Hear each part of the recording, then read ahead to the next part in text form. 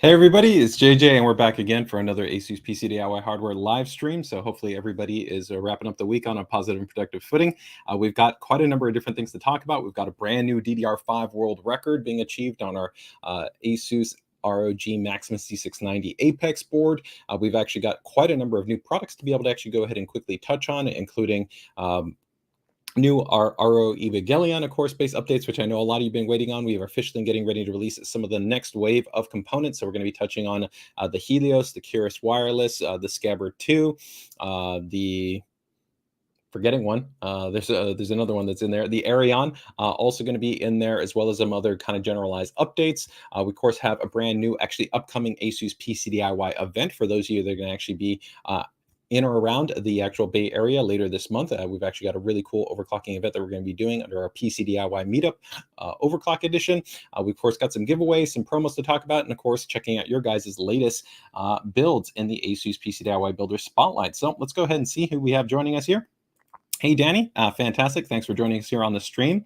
Erica, thanks so much for joining us on the stream, letting us know that everything's good on the audio. Hey, Paul, all the way from Amsterdam. Wow, very, very cool. Thanks for joining us. Awesome. It looks like we've got Sniff in the chat there as well. We've got all the way from Bulgaria as well. Very, very cool. Thanks so much for joining us here. Hopefully the video is going to be coming through okay. I think everybody else is letting us know that it's all right. So hopefully there shouldn't be any issues on that side. So looks like who else we got? We got Tanky Chris is also joining us here as well. And we got Josue Perez. Thanks so much for joining us, man. So, all right, let's get ready to go ahead and jump into everything. And let's go into our first round of general kind of updates that we've got going on here. So give me a second to go ahead and open up my forums and we will get ready to go along. So first things first, let me go ahead and actually just talk quickly about actually a cool upcoming event that we have going on. This is something that, of course, we don't generally do, but you know, as things have gone ahead and gotten a little bit better in terms of course, the challenges that we have in terms of the pandemic, and we're kind of opening up some spaces. We're, of course, extending out new types of activities that we're doing in terms of new physical events. So ASUS will actually be heading out to a number of different places over the coming year. We've gone ahead and already attended recently things like PAX. Of course, we're going to be coming up with the CNE AMD gaming event, which we're going to be excited to be part of. And we've got more that are going to be, of course, coming out in 2022. But something you guys may not know is that during actually the pandemic, we finalized internally in our ASUS headquarters facility in Northern California something that we call the Experience Center. And the goal with the Experience Center was to be able to really be able to kind of provide, I think, opportunity to be able to engage with our community in cool ways. And so one of the first things that we're going to be doing is going to be holding this guy right here, which is going to be the ASUS PCDIY Meetup OC Edition. We're going to be essentially hosting a small get-together for some great, fantastic overclockers that are going to be using a wide range of ASUS hardware to go ahead and hopefully break some records and just put in some quality overclocking sessions with some liquid nitrogen. And we're also going to give the opportunity for a select number of users in or around the surrounding area to go ahead and join us there to be able to check out the overclocking, be able to ask some questions, be able to check out some of the latest and greatest hardware that we have there on hand. So if you're interested, all you have to do is make sure to go ahead and just be part of our ASUS PCDIY group. I already have an event notification that's been set up on Facebook that I will share in the group shortly, but we will also have a registration ticket. There will be up to 30 essentially slots that we'll have available, and we're essentially going to prioritize members of our PCDIY group first.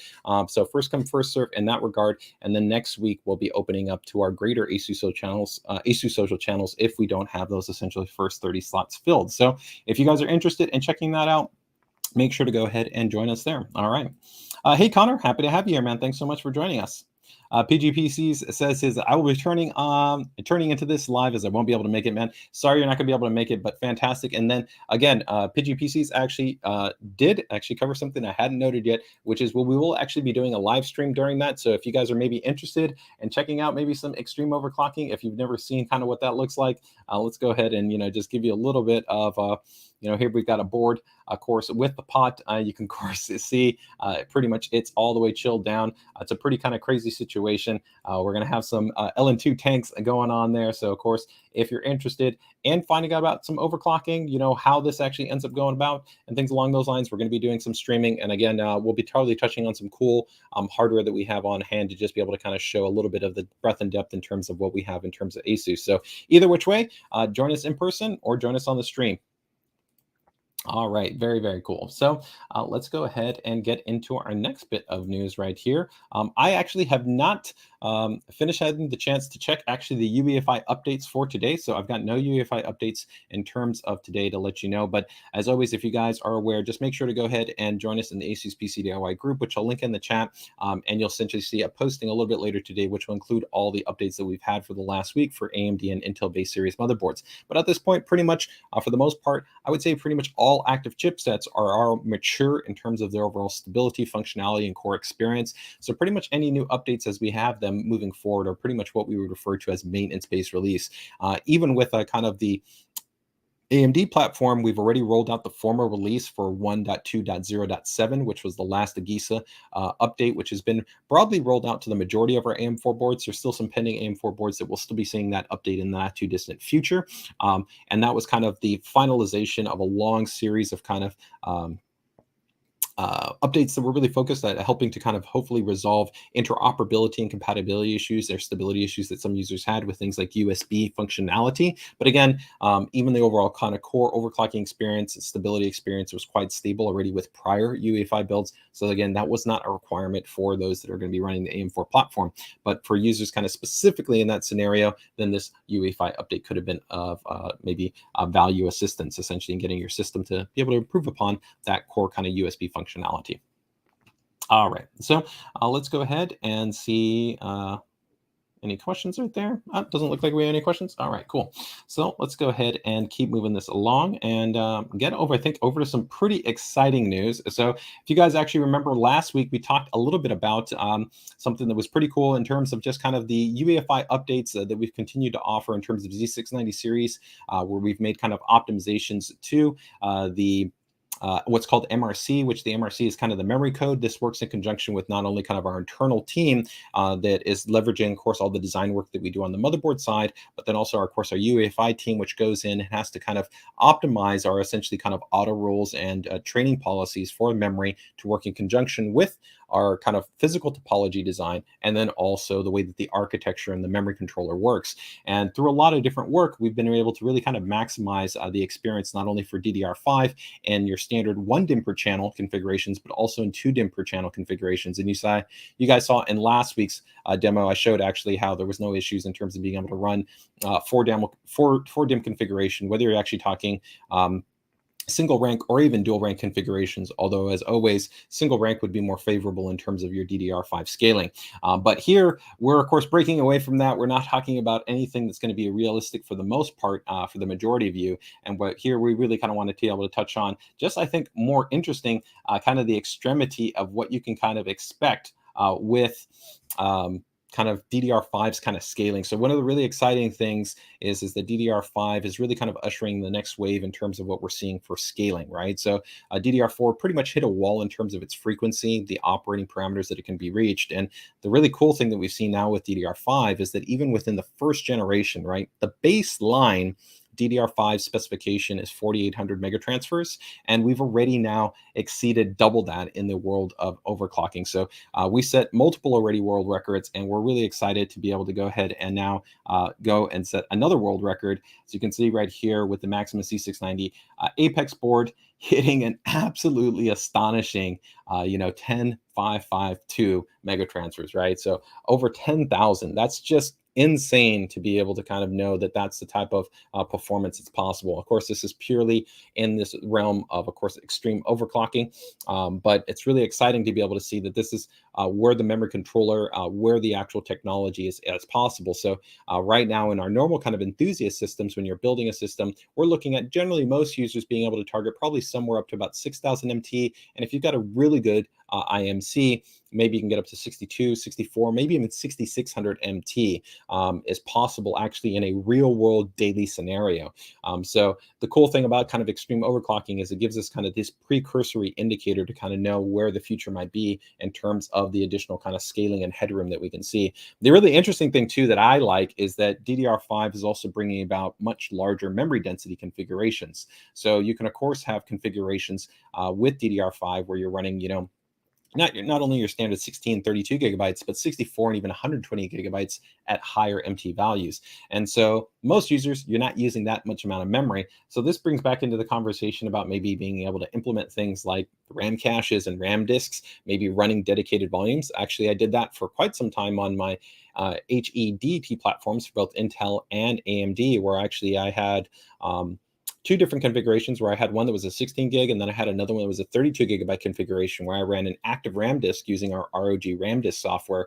And actually, I ran the web browser directly from a RAM disk. So I didn't even install it to the SSD. I literally ran it all straight from memory. And it was really cool just because I had so much extra memory to be able to use that. And then also using our junction function, I was actually also able to map certain game files and map that directly to run from memory and not even run from the SSD. And the big advantage that you have is, of course, is the latency and, of course, the low QDEP performance, even compared to the best NAND that's on the market and the best SSD controllers, even compared to Gen 4 controllers.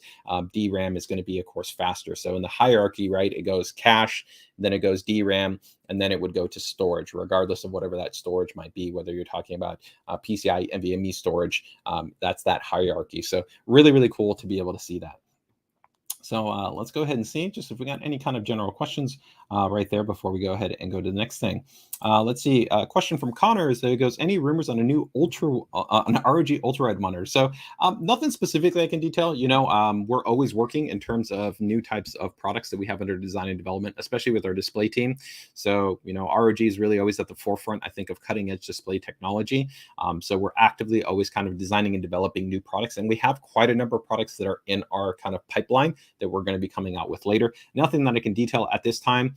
Ultra wide is a tricky category because while I think it has seen improved adoption, it's still not the majority focus, right? Still the majority prefer standard aspect ratios, flat based monitors, not curve based monitors. So it's this kind of really interesting balancing act. And even when you go to a larger base display, we're seeing that some users maybe prefer to make that even bigger jump from kind of a standard kind of ultra wide aspect ratio, something like, let's say, like a 34-inch, or even all the way to like our ROG XG49, which would be a 49 ultra wide, to going to kind of a more almost TV-like size, right? So like 42 and 48-inch, which is what we're doing with the upcoming ROG Swift OLED. But as always, if you're part of the group and you're watching these streams, you'll find out about the latest and greatest things as soon as I can let you guys know about it, including any new monitors that we might be releasing. Okay. Connor's asking about able to run 6600 MT on my Z690 Hero and a 12900 KS rock solid. Man, that's absolutely awesome. 6600 MT is quite impressive. I'll tell you, statistically, out of probably about 10 CPU samples, you're actually pretty lucky in terms of the IMC side. I would say that probably maybe only about 30% of CPUs could probably be able to hit a 6600 MT. So you've definitely actually got not only, of course, a great board with the Hero, which helps, but definitely you've actually got a better than standard CPU. So man, kudos to you, Connor, on being able to have a really nice CPU in that regard.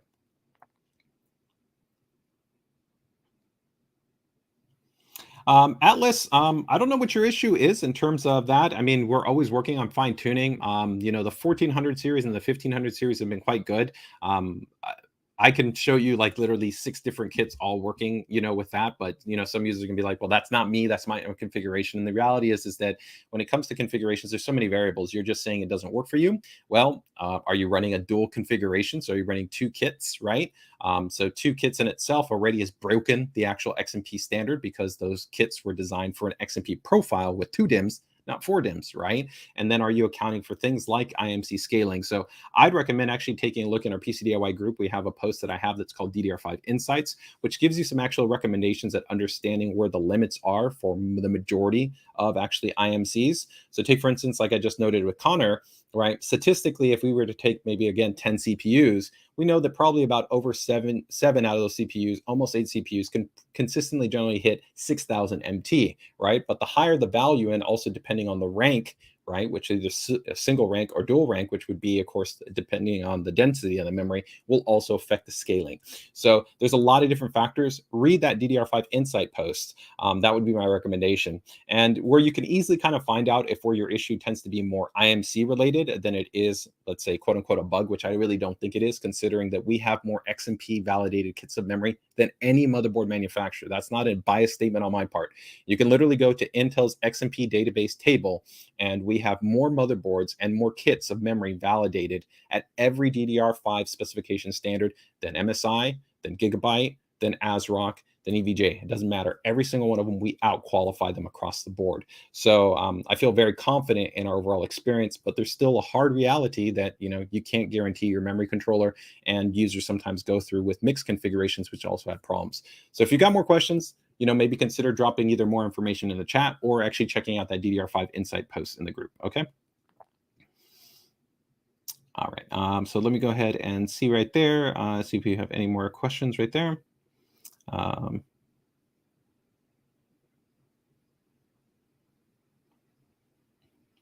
Hey, Miguel, thanks so much for that question. Yeah, I think definitely there might be some opportunity to actually maybe do that in the future, actually talking a little bit about kind of my background, giving you guys a little bit more insight, although my background now has been pretty much with ASUS for a really long time, as I've been now with the company for just about almost 15 years, so it's been a pretty good chunk of time.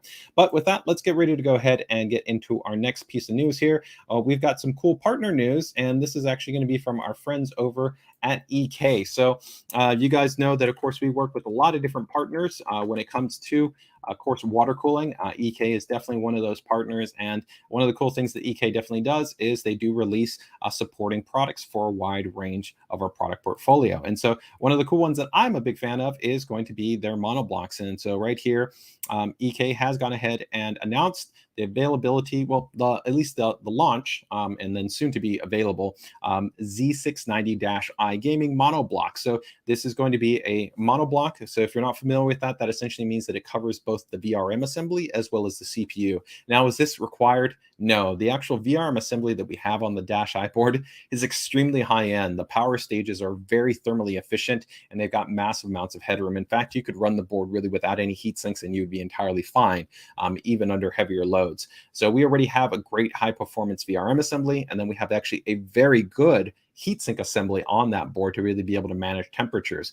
But one of the really cool things that you have with a really nice monoblock like this is the aesthetic design, right? It covers the entirety of the board, just looks really clean, looks really nice, and you get that outstanding temperature performance. So if you're looking for even cooler temps when it comes to the CPU, when it comes to the VRM, and you want to take advantage of things like our ASUS AI overclocking technology, which works with any type of cooling solution, whether you're talking about a tower heatsink to an AIO to custom water cooling, it will actually adjust its overclocking metrics to your actual cooling solution, which is really cool. I love the overall design aesthetic. They also include this secondary actually M.2 heatsink because it changes the way that the actual mounting profile works in relation to the M.2 heatsink that we have natively on the board.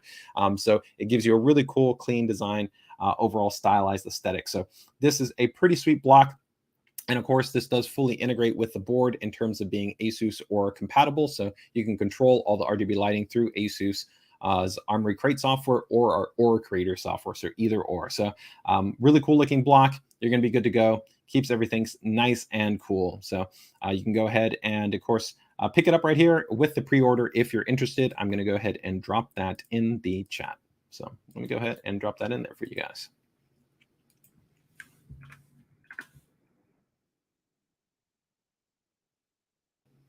Let me see. So Sniff says, yeah, looks great. I agree. I think it's a great looking block. PGPCs gives us a monoblock. Looks awesome. Yeah, I would agree. H2O computers as well. I think you're a little bit biased, right, man? But I would agree. Very, very nice. Kurt's got another question for us here. JJ, I have a question about the specific product. Any update on the ROG Throne in the available future? So I want this one, but I think that it's 3.1 isn't actual now. So I'm not 100% sure on what you mean by your question, but are we working on a potential revision to the Throne? I can tell you, actually, yes, we are looking at a version, but the reality is that there's not really a competitor really in the market, even to the Throne as it is right now. So the Throne is actually this guy right here, if you guys not aware. So it might just look like a standard headphone stand, but the thing that actually makes the Throne actually a bit unique is one is it has a Qi wireless base right here. It also integrates a USB 3 hub in here, and actually a higher than standard USB 3 hub. So it's USB 3.1 where you actually have ports right here on the side. I don't have the power supply connected here for the RGB lighting, but this actually does have full RGB lighting at the base, and then also here in the kind of little transparent section. And then this one also has an ESS Saber DAC and amp that's built into it. Now, I've got my Deltas hanging on here, which it doesn't provide any benefit to the Deltas because the Deltas have a DAC built into the headset. But if you were utilizing an analog headset like our ROG Delta Core, or you were utilizing our TUF Gaming headset, or you were using any headset that was an analog-based headset, so that means it's using 3.5 millimeter, it would plug into this, and then it would be able to provide you actually a DAC and amp built in. So the Throne is quite a unique kind of product because there's really almost no product out like there that's on the market that gives you that wireless charging with the USB, with the audio DAC, with the RGB lighting, and the functional headphone stand. But we actually are looking at updating this. There's some cool kind of designs that we're playing around with, but nothing for the foreseeable future. So if you were kind of interested in getting the Throne, for the foreseeable future, this is going to be still an active model and available, but we are looking at kind of I don't want to say maybe a replacement to it, but maybe adding and updating to the Throne lineup. Okay. All right. So let me just see there if we have any other questions. Interesting question here. So can we get some water cooling solutions from ROG? Maybe. Who knows? This is something that we have actually discussed internally. We have really, really strong partnerships with so many different partners from, Fantix to EK to Bits Powers to AlphaCool to Beisky to Thermaltake, an extensive partnership. And we really value that partnership. But we do also know that there are users that would love to see something holistically, just like when we came out with our AIO solutions, right? We have great partners and we still continue to have those partners. And so this is something that we've actually evaluated whether or not we might have our own branded let's say more specialized cooling solutions. Nothing right now concrete, nothing I can communicate, nothing that we have in terms of just providing you that, hey, it's going to be coming, but it is something internally we're discussing. And again, really you guys in the community are the ones that should let us know, right? Do you feel that there's kind of an opportunity that we can impart something that's kind of unique or interesting? We're also looking at holistic integration, being now a chassis manufacturer, being a cooler manufacturer, being a motherboard manufacturer, brings about some interesting things. Imagine, of course, having, like a next generation Helios, which has an integrated water block design on it that complements a motherboard, right? And it all directly connects into each other with advanced monitoring built onto the chassis and lots of different things. So being holistically integrated gives us an opportunity to kind of maybe do things that would be more challenging if you were separately trying to design all the components, right? Even where you could imagine kind of doing it where like we could integrate the GPU, the motherboard, the chassis, everything all holistically. So there's a lot of interesting kind of opportunities. And we have done this in the past, of course, with certain types of products. Where we first when we first designed the cross chill design and things on our motherboards, those were designed internally by us. And then also, we've done this with our graphics cards. So it's not unprecedented. Okay.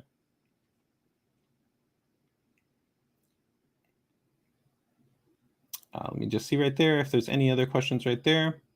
Yeah, 3. I'm going to be talking about the RG EVA collab in a little bit, so just maybe wait for a little bit. Sneff says he gives us some feedback. Maybe a high-end ROG case with a distro integrated. I like that idea. So, maybe go ahead and just stay tuned, as they say, right? Stay tuned, as they say.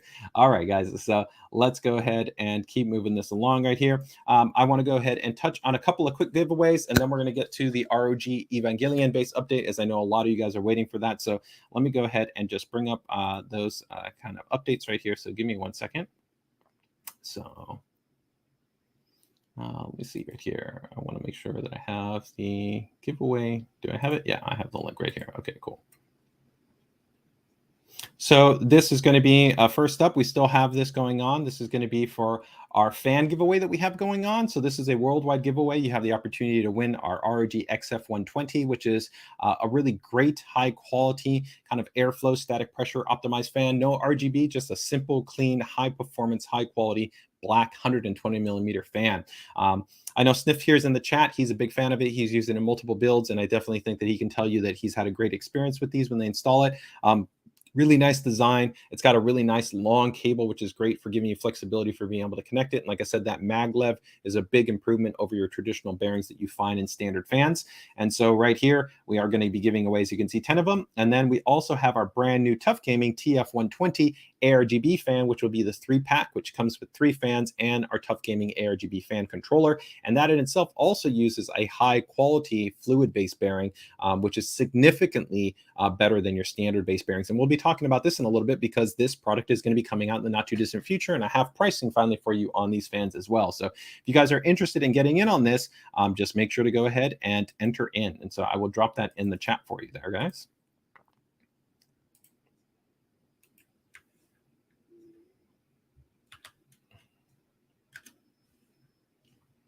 Hey, Atlas, I'm very aware of people posting the forums, but just statistically, I can tell you also, I can show you plenty of users that are running memory configurations without any issues. And again, the permutations is, again, it doesn't matter if somebody runs into an issue if your issue is based on the IMC, right? So again, right, if I buy a 6,000 kit of MT memory, but my CPU is at fault, doesn't matter what we do on the UEFI side, right? Because the issue is the memory controller. As a user, the challenge is that there's no way for you to know that without actually testing multiple CPU samples. And most users only have one CPU. So they're kind of invariably left with the situation of feeling sometimes challenged or frustrated because they feel that they want to blame the motherboard, but they don't maybe understand that the limit actually might be within the memory controller itself. And I'm actually working on some kind of hopefully some video content, some stuff like this, a show where I can show multiple CPU samples and I can actually show you the difference of taking, hey, the same memory kit and showing it work on one CPU, but have it fail on another CPU, because that's a reality. That's the way that it works. And even to your point with Kingston, I can show you Kingston memory kits that I have. The actually normal streams that I'm running if you go back in prior streams, you'll see that there's a Kingston kit that I've installed in 2DIMM and even 4DIMM configurations that I can show you working 100% without any issues in an XMP configuration. But it doesn't change what I noted as far as read what's in that DDR5 Insight post. Most users really don't have an understanding of what I covered even in last week's stream, which is the Intel Poor, which the Intel Poor, if I bring it up to you, and I don't want to spend too much time on this because I've talked about this already at length here, but I want to hopefully have you have an understanding of it. Because I don't want to make it seem like I'm dodging your question, because I'm not. So let me go ahead and bring this up here and hopefully help you to maybe understand this a little bit. I brought this up in last week's stream where I did the actual 4DIMM configuration and 2DIMM per channel. Okay, but this is the Intel Poor table. A lot of users don't even understand this. Almost no media have even really covered this. And so this actually shows you, this is the Intel reference spec standard for memory. So the reference spec standard for DDR5 is not even 4800 in all configurations. So you can see right here that actually in 1 slot per channel and 1 DIMM per channel, it's 4800. That's your minimum guaranteed baseline. There's a reason why Intel defines that as a guarantee. That's because the memory controller that's what it's designed to run at.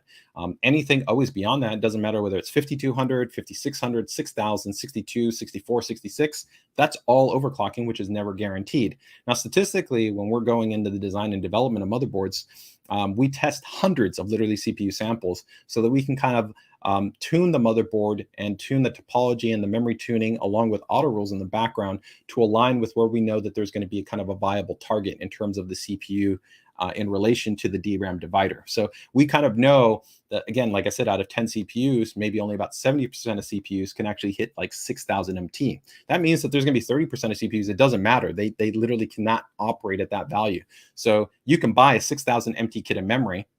You can put it on a board that's been validated for 6,000 MT. We can have validated a UEFI that's validated at 6,000 MT, but your IMC is a limiting factor and it will lock. It might post and then it might crash. So what do you have to do? You'd have to go back in there and you would have to drop down the DRAM divider to maybe operate at 5,600 MT, which you can offset sometimes. Sometimes you might drop a little bit in terms of the frequency, but you can drop the CAS. So an example is that maybe your 6,000 MT kit would be rated at, let's say, I don't know, CL36 or something, right? Then maybe you can actually get your 5600 to run at CL32. So you end up kind of almost offsetting it a little bit. You lose a little bit of bandwidth, but you can maybe improve a little bit of the overall efficiency. But you can see also that what a lot of users have done is because they are obsessed sometimes with having this 4DIMM configuration that they say looks better. I don't really care. Some users really, they'll swear by that 4DIMMs is the way they want their systems to look. They just want them to all be populated. You can see that the more channels you populate, though, it directly goes down, right? From 48, you're actually dropping down to, you can see lower and lower values, that even in the worst case configuration, in a 2 slot per channel, 2 DIMM per channel, and with 2 rank, right, you can see it's down to 3600. Now, we had to do a lot of work, right, to even be able to get this to where, like I showed in last week's stream, I can show you literally 128 gigabytes running at 5000 MT, which is insane because that's a significant increase over the baseline operating value. But again, a lot of this is going to be dependent on rank, memory, IC, and IMC. So take a look at that DDR5 Insight post, and rest assured that we are actively always trying to improve upon this, like I said, and our validation standard, like I said, it's the best in the entire industry. So we're not going to stop, but you can't also ever guarantee that every user is going to have the, the best experience. That's why it's always important to manage your expectation when you buy your memory kit, especially if you're buying aggressive memory kits. Like I see users in the community sometimes want to buy like a 6400 kit of memory, and I'll flat out tell them, don't buy that. Your better bet is to buy like a 6000 kit of memory, because I can't guarantee that you're going to have that experience. I can't even 100% guarantee that you're going to get 6000 MT. You know, you have a pretty good likelihood, but I can't guarantee it.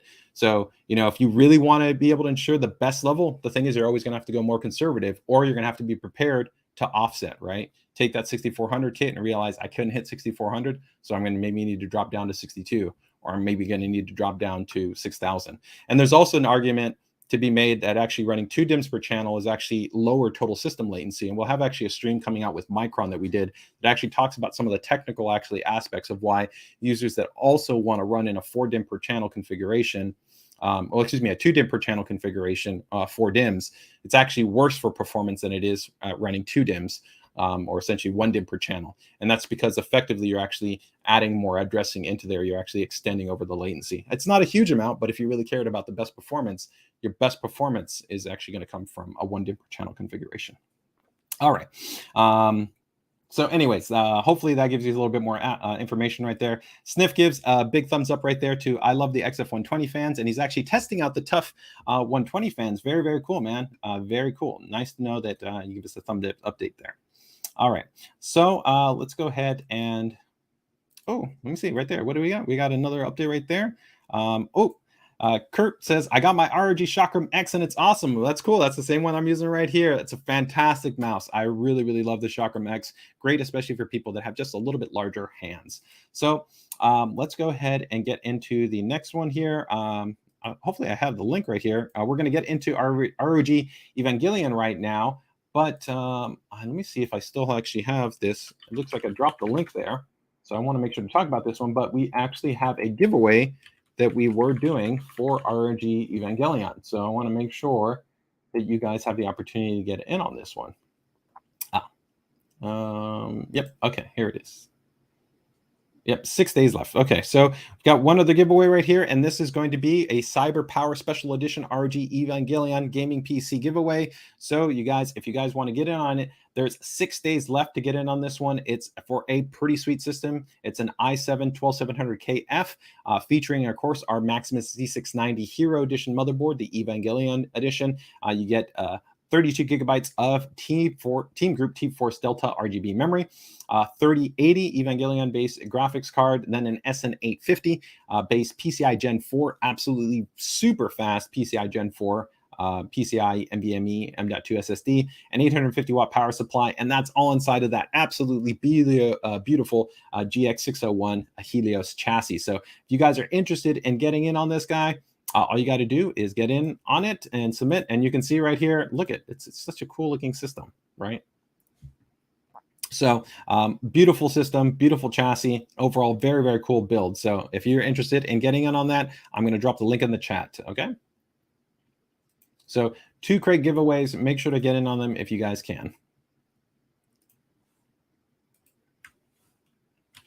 All right, so let's go ahead and get into the updates. So if you guys watched our prior stream, I don't remember if it was a couple of weeks ago or whatnot, but I did go ahead and actually talk about essentially the availability that the majority of the Evangelion second wave of products was going to be coming out in mid-July, late July, and then potentially even maybe early August. Now that's not changing, but we have now finally confirmed the first kind of wave of second wave inventory. That sounds kind of contradictory, but it's the first wave of the second wave of components that's coming in. So right now we've already, of course, launched the motherboard and the 2 graphics cards. So we now have the next wave of components. So what is going to be the next wave of those components that will be available? Well, let's go ahead and touch on them. We're going to have these items will be the next that will be available within the lineup. So let's go ahead and take a look at kind of just the overall kind of family altogether. So of course, you guys are pretty much familiar with this.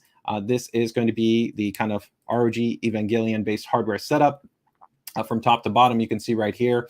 And we are going to be having the Arion. So that is going to be our external USB-C 10 gigabit M.2 SSD enclosure. So that guy will be coming out shortly.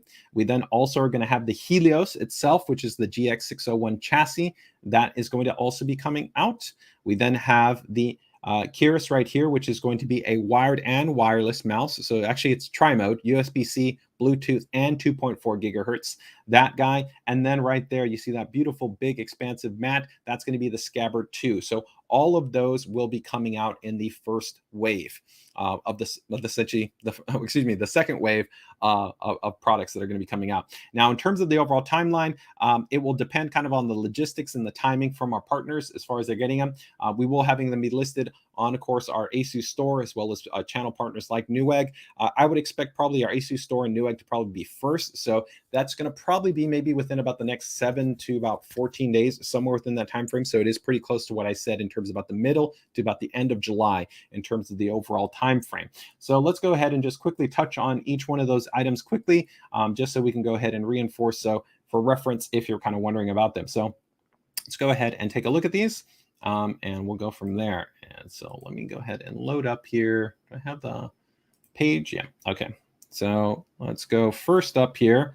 We've gone ahead and loaded up. This is the ROG Evangelion kind of site, which shows you all the different hardware that we have available.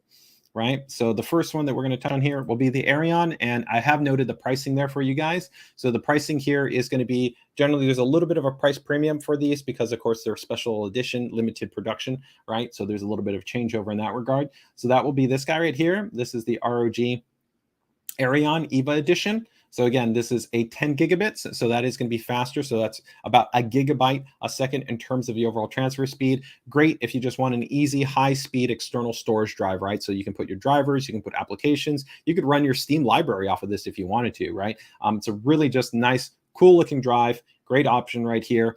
This does not come with an SSD, so keep in mind you still need to install your choice of an M.2 PCIe SSD in there. Okay, so this is going to be the ROG EVA Arion based external SSD coming in at $69.99. All right, next up, let's see here. We've got next is going to be the Gx601, the Helios. This might be maybe my favorite product in the actual lineup. They're all really great looking, but this is going to be the Helios coming in at $399.99. Okay, and it's a beautiful looking chassis. Of course, you have that really, really beautiful tempered glass on the front. And then there's, of course, a tempered glass side panel. This does also have a full integrated fan controller and RGB controller in there. And it does have an expansive level of I/O that's inside. You also have a GPU brace design that's built in there. So you don't actually have to have any type of actually brace kind of bracket like what I've got over here with the Herculex. If you want to add it in, you can, but it already does have that in there. A lot of cable routing options. You can fit a lot of different types of cooling solutions in here. You can even get custom distros for this if you wanted to run custom water cooling in there. So a lot of flexibility with this chassis. And of course, it's designed for our Thor series power supplies with a cutout to allow you to see the Thor if you did use a Thor series power supply. Also, I'll note here at the top that's important to keep in mind is that this does have a lot of front I/O connectivity. So keep in mind that if you don't have a motherboard that has dual front USB 3 headers like some of our select ROG series motherboards, then you will actually have two headers that would generally not be active. So a lot of users sometimes get surprised by that, but you can see right here, you've got two USB 3, another two USB 3, and then a Type C. Okay, and then the controller right here allows you to switch between using either the controller that's in the chassis, or you can synchronize it, of course, with ASUS Armory Crate. And the straps, some people always ask about the straps. What's the kind of the point of the straps? The straps are functional. This in itself is a large chassis. It's heavy, but when you build a whole system inside of it, it gets even heavier. So it's actually kind of nice that you can use the straps physically to literally move the chassis. So it can be useful in that regard. Okay, next here, let's see, we've got the Keris. Keris right here is going to be also coming in, and this will be at $119.99. So this is one of our almost flagship grade mice right here. Comes with a very high performance PixArt based sensor, 16,000 DPI. Comes with the ROG micro switches, which are outstanding micro switches, 70 million click rated. They have a gold electrode junction plating designed to minimize oxidation. Of course, you have the full ability to swap these switches. You can open up the mouse, you can change out the switches. If you want to find out more about that, watch one of our prior live streams. It comes with our ultra soft, lightweight paracord cable, which is really smooth, really light. But again, this is 2.4 gigahertz low latency wireless, Bluetooth, and also USB-C. So your choice. It also comes with some flexible actually customization options right there. So you can swap out and kind of change the aesthetic on it. I think I have a picture of that, so I'll show you guys that in a moment right there. Also a very lightweight based mouse. Oh yeah, I can actually see right there. So you can swap out to, of course, different side buttons if you want them to look a little bit different. And these buttons right here are also PBT based. So they actually are really, really good in terms of reducing any type of abrasion over time. So they also provide a little bit of kind of subtle grip, which is nice as well. So, and that push fit socket design, again, if you wanted to swap out and use different types of micro switches, you can do that. The other cool thing too about the Keris mice, just like any of our high-end mice, it comes with a second set of switches inside the box and a second set of feet. So it has already our high quality Omni feet that are based in there. So they're really, really smooth, really clean in terms of their movement and tracking performance. All right.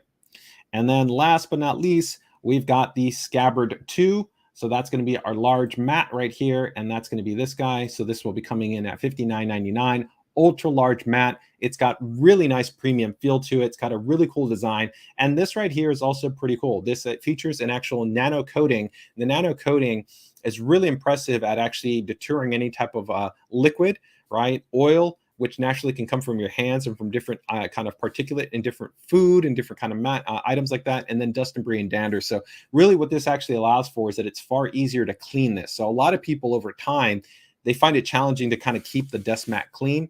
So having that actual nano coating makes it really easy, where you can just kind of spray it with a little bit of water, just take a light cloth and wipe it clean and have a nice, clean, really smooth, responsive surface. It's not super slick, as the same as it would be like on the batless, which is a hard surface, which is going to be super smooth, super fast, but it's still really, really nice tracking performance, but has a little bit of kind of stopping power to it. So I find it as a really kind of nice balance.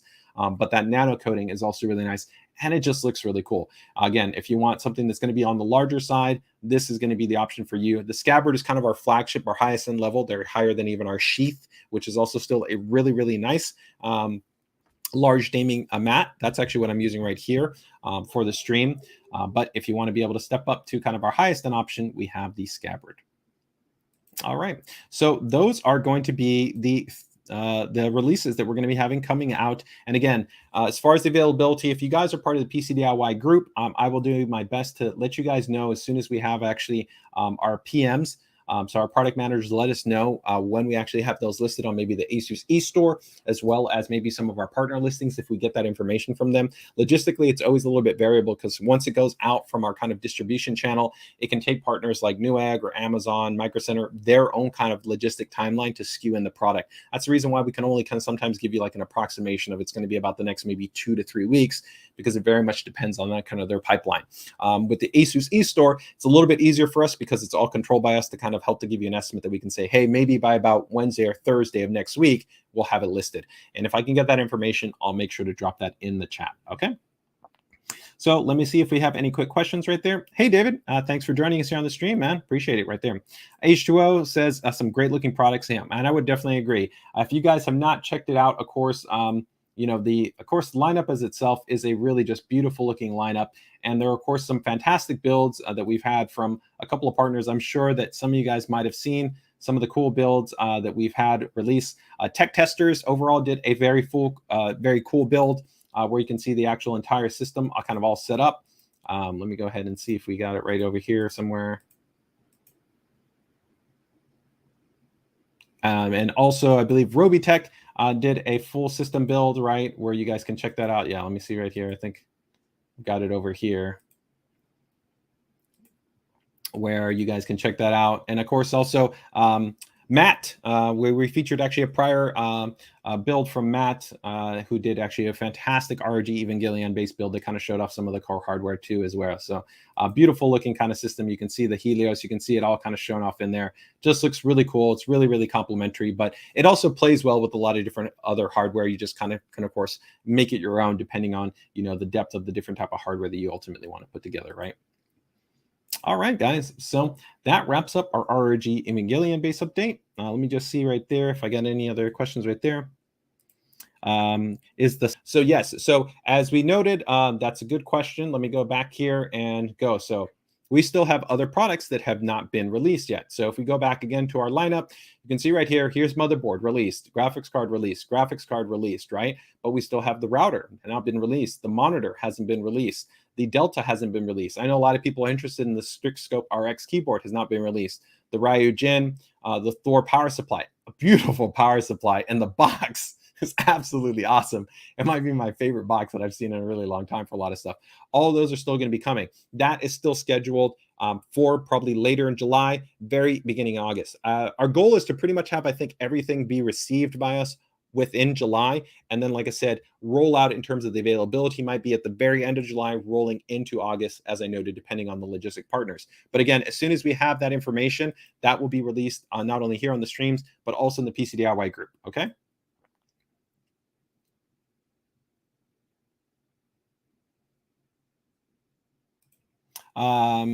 Curious when they're available. Will the ASUS Twitter announce? So yeah, so I work with our social team. So our social team, we try to be active there. We'll actually be opening up actually a Twitter community page to kind of complement the PCDIY group to kind of synergize. But I'm pretty much the fastest in getting the information. So if you're checking the PCDIY group, you're going to find out about it even generally before our social channels in terms of actually the information they're going to putting out. So I try to really be the most frequent, and I will update the primary featured announcement posts. So if you really want to be kind of in the loop, you're best to be in the group. Second would be then to follow our social channels, which will also try to give visibility there as well. Okay. PGPC says the straps on the Helios are great. Snef also says the straps work well for a full water cooled system, right? Okay, very, very cool.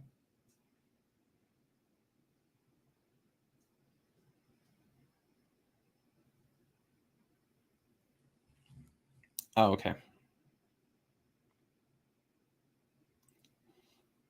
All right, so let's go ahead and let me go over to our next piece. If you guys have any other questions there, feel free to let me know. And again, I'll just recap that pricing lastly before we move things along. So again, we're going to have the Arion coming in at $69.99. The Helios will be coming in at $399.99.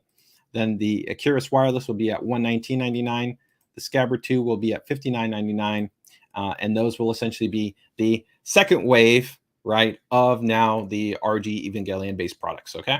All right, guys. So next up, let's go ahead and keep moving things along here. So let me go ahead and see what else we want to go ahead and jump into. All right. Next, we've got a cool new product announcement that I want to be able to go ahead and touch on. This one's pretty cool. So if you guys know this stream, of course, we predominantly focus on pretty much touching about our ASUS core component hardware. So we don't generally talk about any of our system related products, but if you guys are fans of ASUS and ROG, you know that we of course made a big announcement with the brand new ROG Phone 6, an absolutely super impressive base, of course, gaming centric based phone. Absolutely monster in terms of the overall processing capabilities in there. 18 gigabytes of RAM, 165 hertz OLED based display, right? Our, of course, specialized trigger design, of course, really extensive and advanced cooling design implementation, which is really impressive. It's taken a huge amount of R&D work, and overall really cool elements. But one of the cool things that was also in alignment with that announcement is also the introduction of a brand new update to our in-ear monitors, in-ear headphones, in-ear buds, whatever you want to call them, essentially in-ear audio experience. And so this is going to be essentially a follow-up, not a replacement, but a follow-up to our current ROG Cetra True Wireless in-ear headbuds. So the cool thing about this design is that this is going to be the world's first kind of hybrid-based design, giving you both a wired and wireless experience. So you'll see right here, it's detached. And so this is in the full wireless configuration, but the advantage of essentially giving you the flexibility to go with the wired experience is that the wired has an inline optimizer cable, which integrates a quad ESS Saber DAC, which is quite challenging to fit into the actual earbuds from a size limitation, but also would affect things like battery life. So the great thing here is that we can go ahead and give you an even higher audio quality experience while also giving you some additional features, right? And giving you that dual functionality. So if you want to be able to go ahead and utilize this easily, not worry about utilizing any battery or affecting the battery lifespan that you have integrated with in-ear monitors, as the reality is that anything with a battery has, of course, a finite lifespan in terms of how many cycles you can use it. You have the flexibility that you can use, of course, the USB-C cable connection, and then go ahead and connect this to your phone, to your Nintendo Switch, to your laptop, to your desktop, to any USB-C enabled device. Of course, it comes with this large, of course, charge case, which will allow you to easily go ahead and top up and have great battery life. It also supports Qi wireless charging. And you can actually, sorry, I thought I had another image right there of the Cetra. So let me go ahead and see right here, because we don't have the full product page up for this guy yet, because this is just an early product right here. But I do have another image right here. So right here, you can see, of course, a little bit of a closer shot. These will feature a slightly different overall audio design. So still really, really high quality audio experience. You can already see some of the feedback that people have had with the current Cetra True Wireless, which has not been released yet in North America. It will release next month, but has already been quite positive in terms of the overall experience. This unit will also be featuring an inline AI noise canceling microphone in the design too. So that is going to be a nice step up right there too. So let me go ahead and see if I can bring up the base product page that we have up right here. I don't have confirmed pricing yet, so just going to have to make sure to keep it tuned. And once we, of course, have that information, we'll make sure to go ahead and put that out when possible. So again, here you can see the charging case. You can see the inner design, and then that optional cable. So again, remember, Bluetooth and USB-C, full qualified Qualcomm Snapdragon sound-based technology, that integrated DAC technology in there, along with an inline AI noise canceling microphone, up to 28 hours battery life, which is actually a little bit longer than I believe than the standard Cetra True Wireless. And then also you have the Qi wireless charging support, ergonomic tips, and it's IPX4 rated, which of course gives you flexibility for being able to not worry about utilizing it in either light rain or, like working out, running, things along those lines. So that will be coming in the not too distant future. Let me see right here.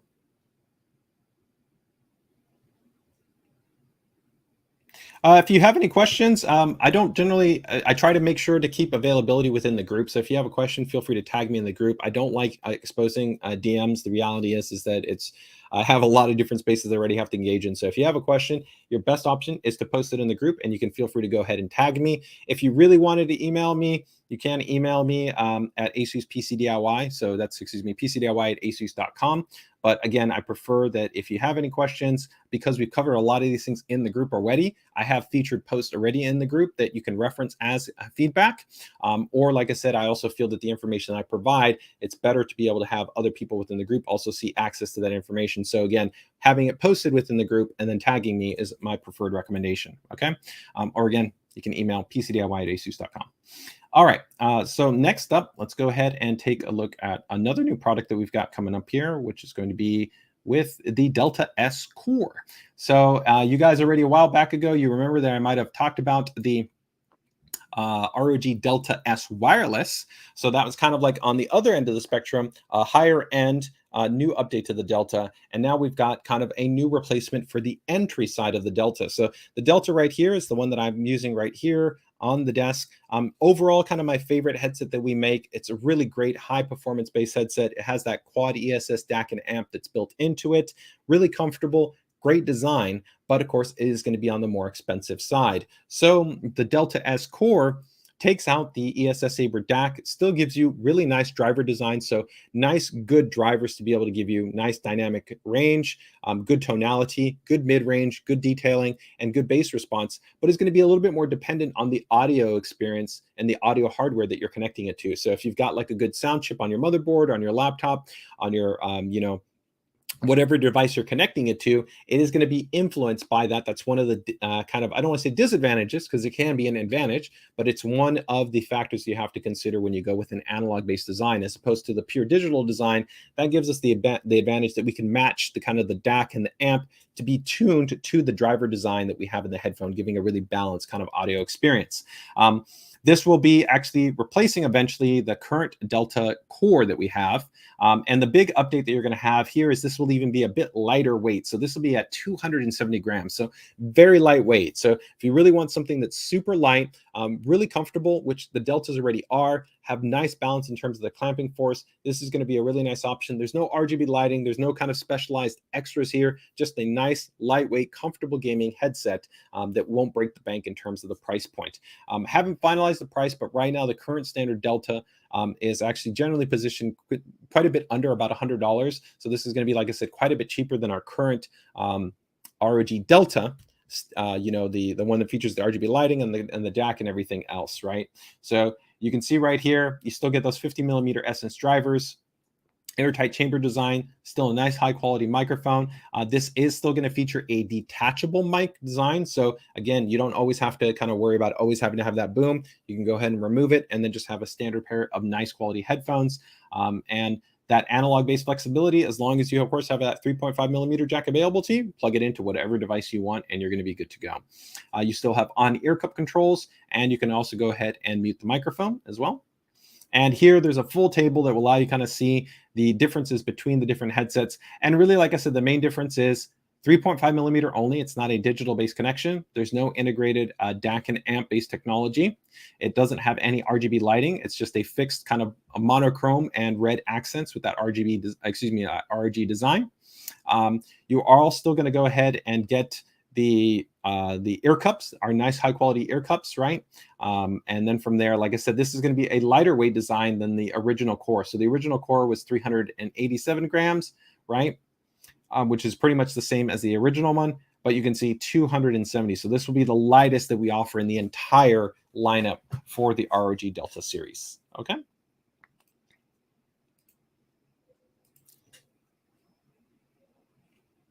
Zoom-in, we do not have a price point yet for the ROG Cetra True Wireless or for the ROG Cetra True Wireless Pro. So just make sure to keep it tuned here in the not too distant future. We'll have that information when we can go ahead and put it out there. Miguel's asking us what's going to be the availability. Availability is still a little bit TBD. I'm going to probably say maybe late Q3. Like I said, the standard Cetra True Wireless, we're going to be releasing next month in August. But as far as for the Cetra Pro, TBD, I'd say maybe very late Q3, maybe even the very beginning of Q4. Just depends. Paskowitz is asking, would we ever do a collaboration? I don't know. I feel for us, we don't need to. You know, I think have a great audio engineering team that really does an extraordinary kind of job at being able to kind of design our products. You know, but never say never. I mean, in the past, when we had our Zonar series, we did do a Zonar Sense-based collaborative design model where we actually teamed up with Sennheiser, and we actually had a Sennheiser-based headset that was matched specifically with a Zonar series sound card. So, you know, there could be there's a possibility. I'm never going to say never. But, you know, for us, I think that, you know, we pride ourselves on maintaining kind of an internal tight design team and aligning them with our community, looking at the industry, and then trying to bring in, you know, our design perspective and being able to offer kind of a holistically designed product within the ASUS design team.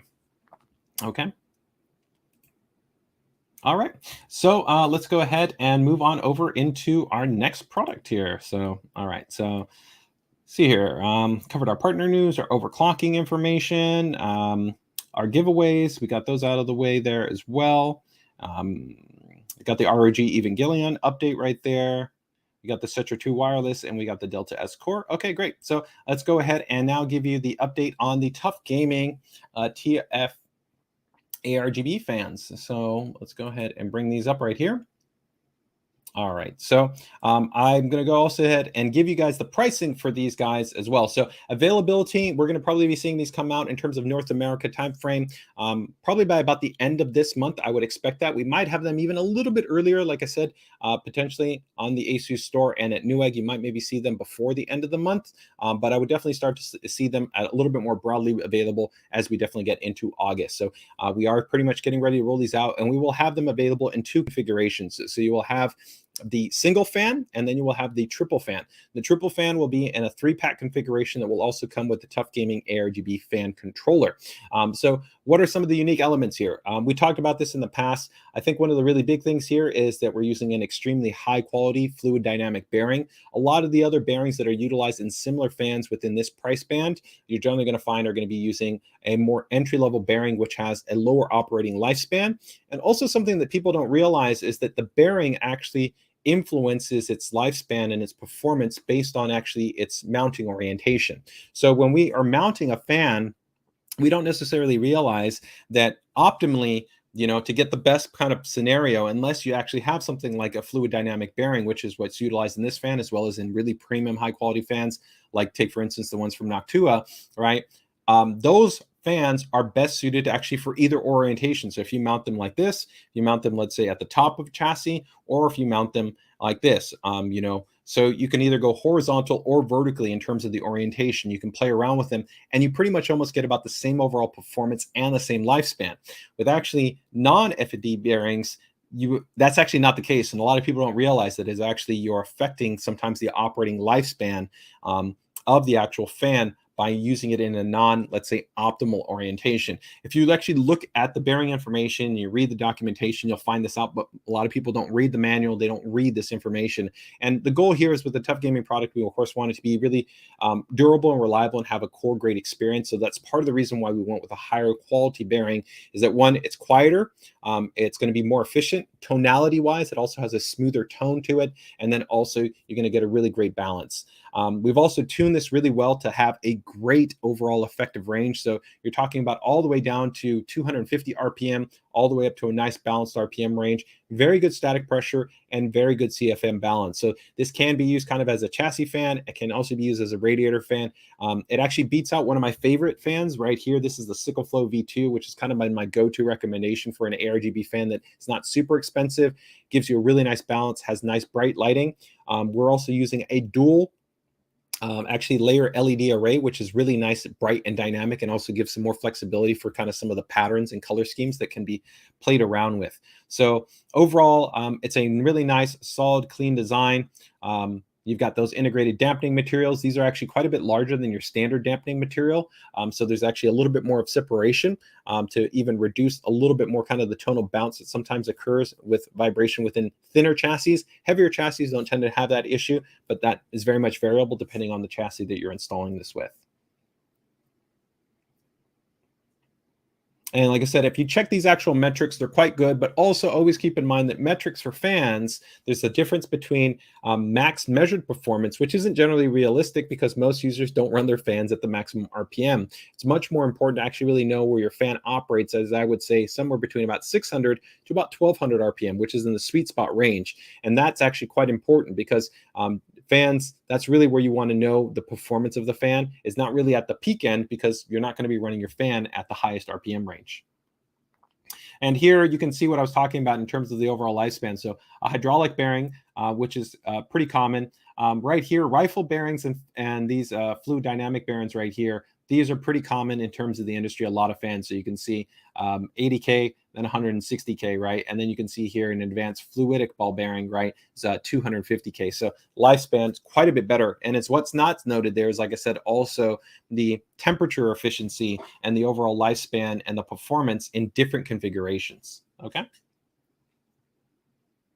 And there you can also see that nice, really great cycle in terms of the entire curve that we have available for the fan. So this can really tune down to a really nice low level.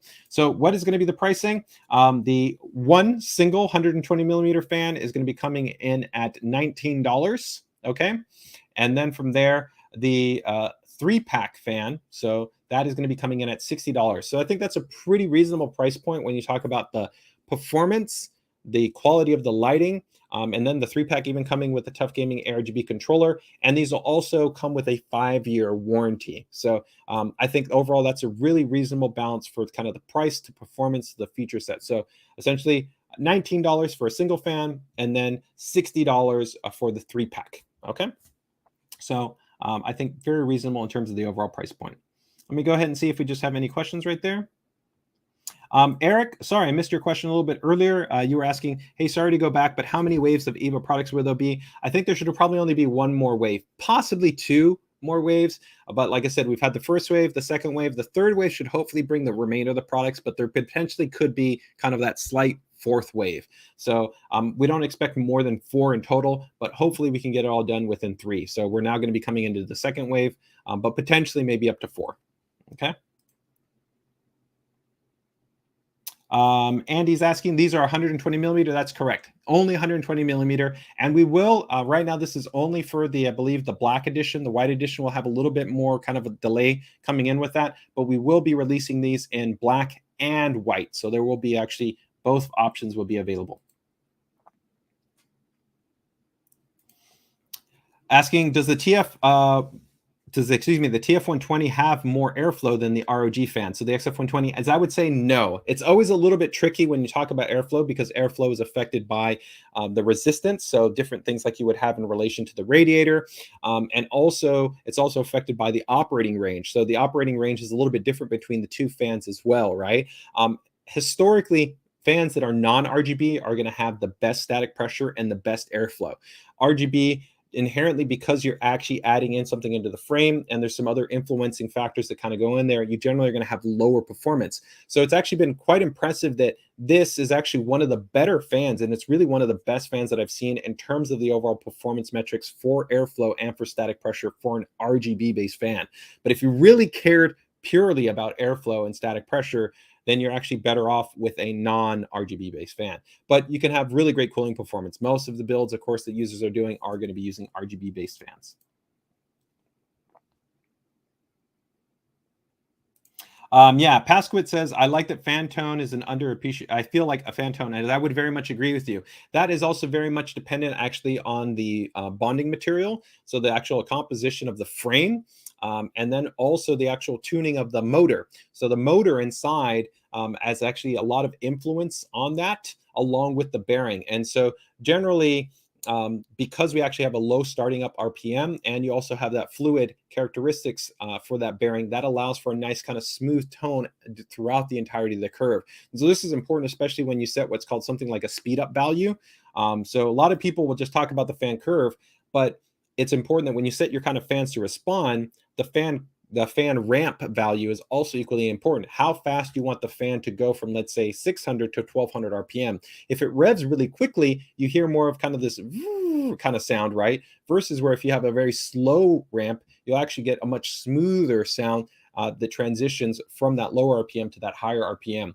And so these type of fluid ball bearings, and this is why like Noctua fans have historically been so well appreciated, is because they actually use their own specialized SSO, but it's an advanced form of a fluidic ball bearing design. So yeah, I think definitely people that appreciate kind of tonality, they're going to be a fan of this.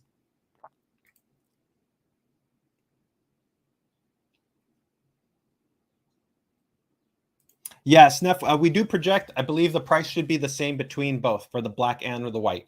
So you shouldn't be looking at it more expensive to just get the white fans. They should be essentially the same price. Okay. All right. So I think that overall covers us there. Let me just go ahead and see here if I do have the white fans in case anybody's wondering here. I think I might have the image right here for these. So let me see. I'm not sure.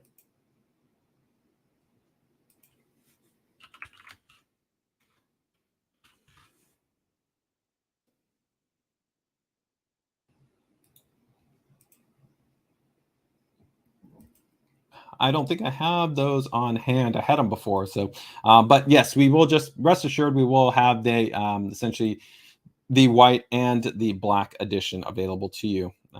Unless they went ahead and listed them actually on the site. Oh no, sorry, I didn't even finish scrolling to the site. We have them there on the site. So yeah, you'll see actually here. where I was talking about that these actual dampening pads, these actually are quite a bit bigger than the normal. And here's actually one of the cool things is that because of the dual layer LED design, a lot of fans that are kind of in this similar price bracket, they use maybe like between 5 to sometimes 8 LEDs. So this actually has quite a bit more LEDs within it.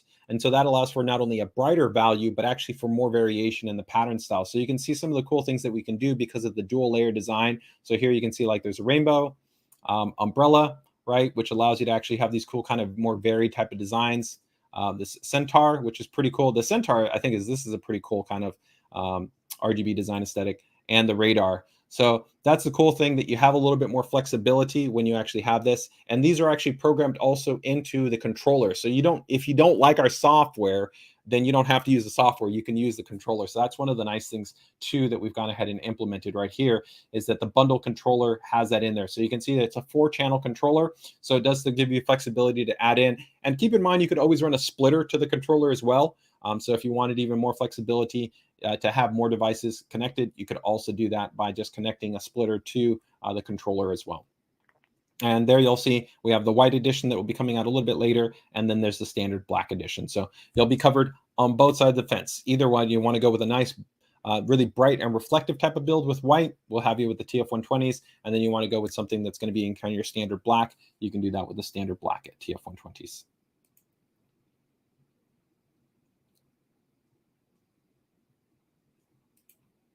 %, agree with you, Snef. And I know Snef being a master of both white and black base builds, I'm going to be super excited to see what he does, hopefully when he has those. And I think he said that he has these coming in hand. So pretty cool, pretty cool. All right. So I think that pretty much almost wraps up all the new items that I wanted to be able to touch on.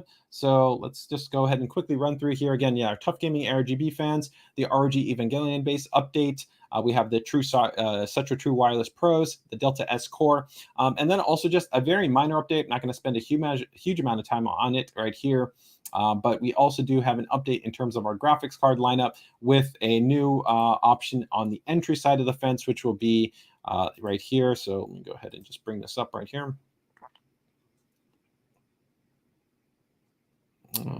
See, I think I have it. Do I have it listed? I think I might have forgotten an entry for it. So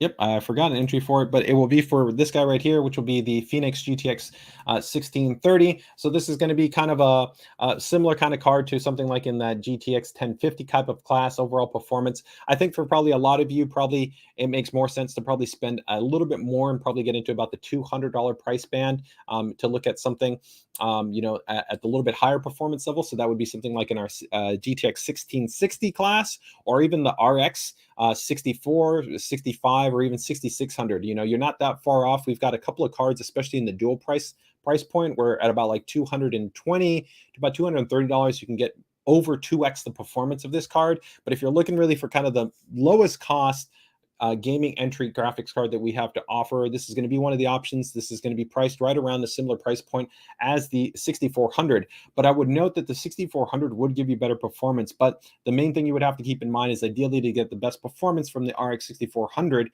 you would want to use it with a PCI Gen 4 enabled board. So if you're building something that's going to be an entry level system that's based on like B550 or B660 or something like that, then that could definitely be a viable option, and you would get better performance at essentially the same price point.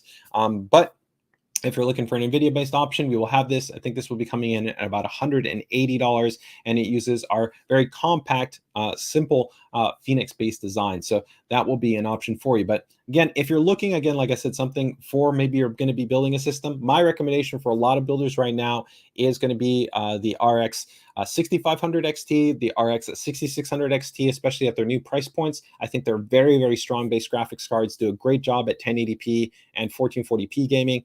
And we, like I said, also maybe look at last gen. You can also get our, I think it's dual RTX 2060 at or around like 220-ish or something, and around that price point, something. So depends, you know, on, of course, the card that you're looking for. All right. So let's go ahead and go into your next one.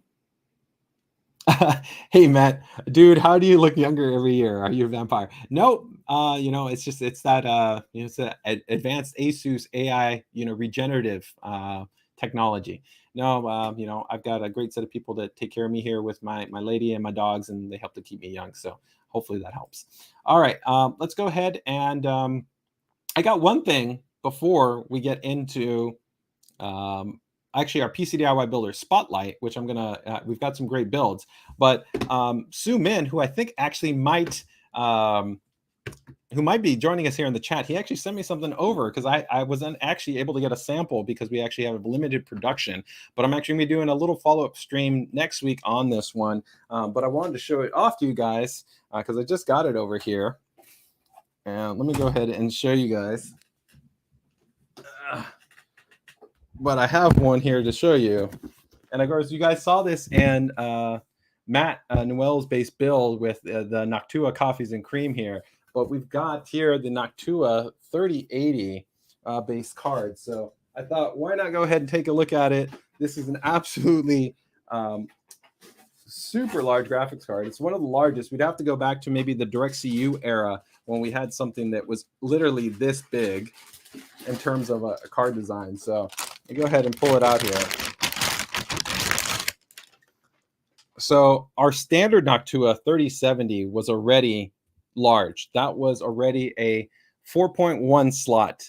This is a 4.3 slot based graphics card. And of course, the goal is, you know, already with our ROG Strix and our TUF Gaming graphics cards, those cards are already really super cool. They're quiet, they're fast, they're built to a really great degree. But the great thing that we did with Noctua is really kind of we wanted to take it to the next level, take advantage of their ultra high performance based Noctua NFA based fans, and be able to kind of offer an even better experience to even get even cooler and quieter base experience. So you can see just how big the card is. There's a massive customized heatsink. And so this is not the same heatsink that we have on the standard 3080 based graphics cards. It's been modified to actually align with the actual large 120 millimeter base fans that we have here on the card. And of course has that really just, I love the brown and the black design on this card. Excuse me, the two-tone brown design that we have on the card compared to the monochrome design that we have on the Strix cards. I think they look great. You can see here kind of the monochrome design that we have on the TUF Gaming graphics cards, but it's an absolutely beautiful card. Let's go ahead and maybe just do a little bit of a secondary shot here. You guys can take a look at it here. And go ahead and just see if I can get that in the shot there.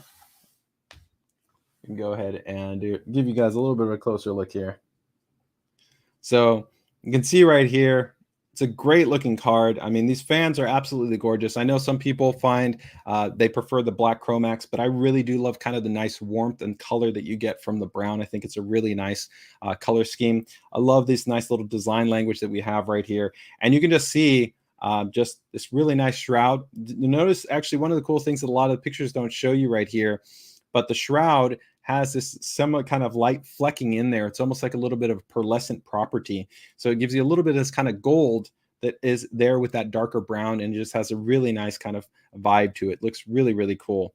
So again, if I flip now the card over, you can just see how dense this heatsink assembly is. It's a massive heatsink assembly, super large. Right? Already 120 millimeter fan is already going to be really large. And so you've got the 120 millimeter fan, and then you have, of course, the heatsink assembly, which is wider than the 120 millimeter fan, right? So that's huge in that part right there. And then we've got, of course, the massive backplate right there throughout the entirety of the card. Of course, the venting right here. That's nice like there.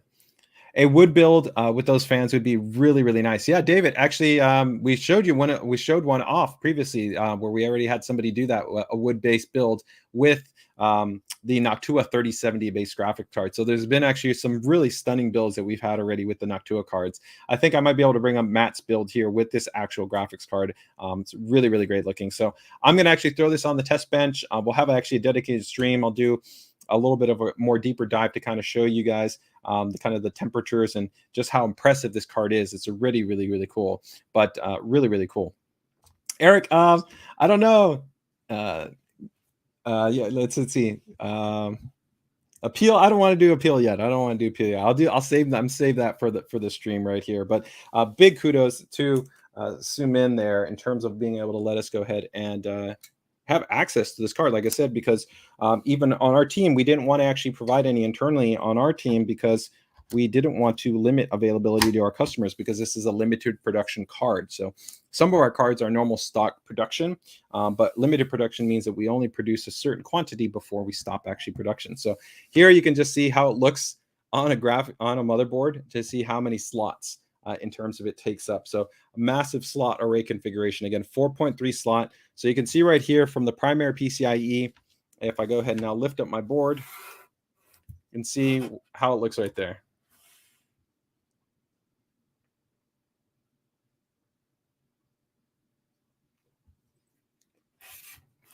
Hey, Mr. Serrano. So coil wine is a really interesting kind of thing to discuss. So the reality is you can't,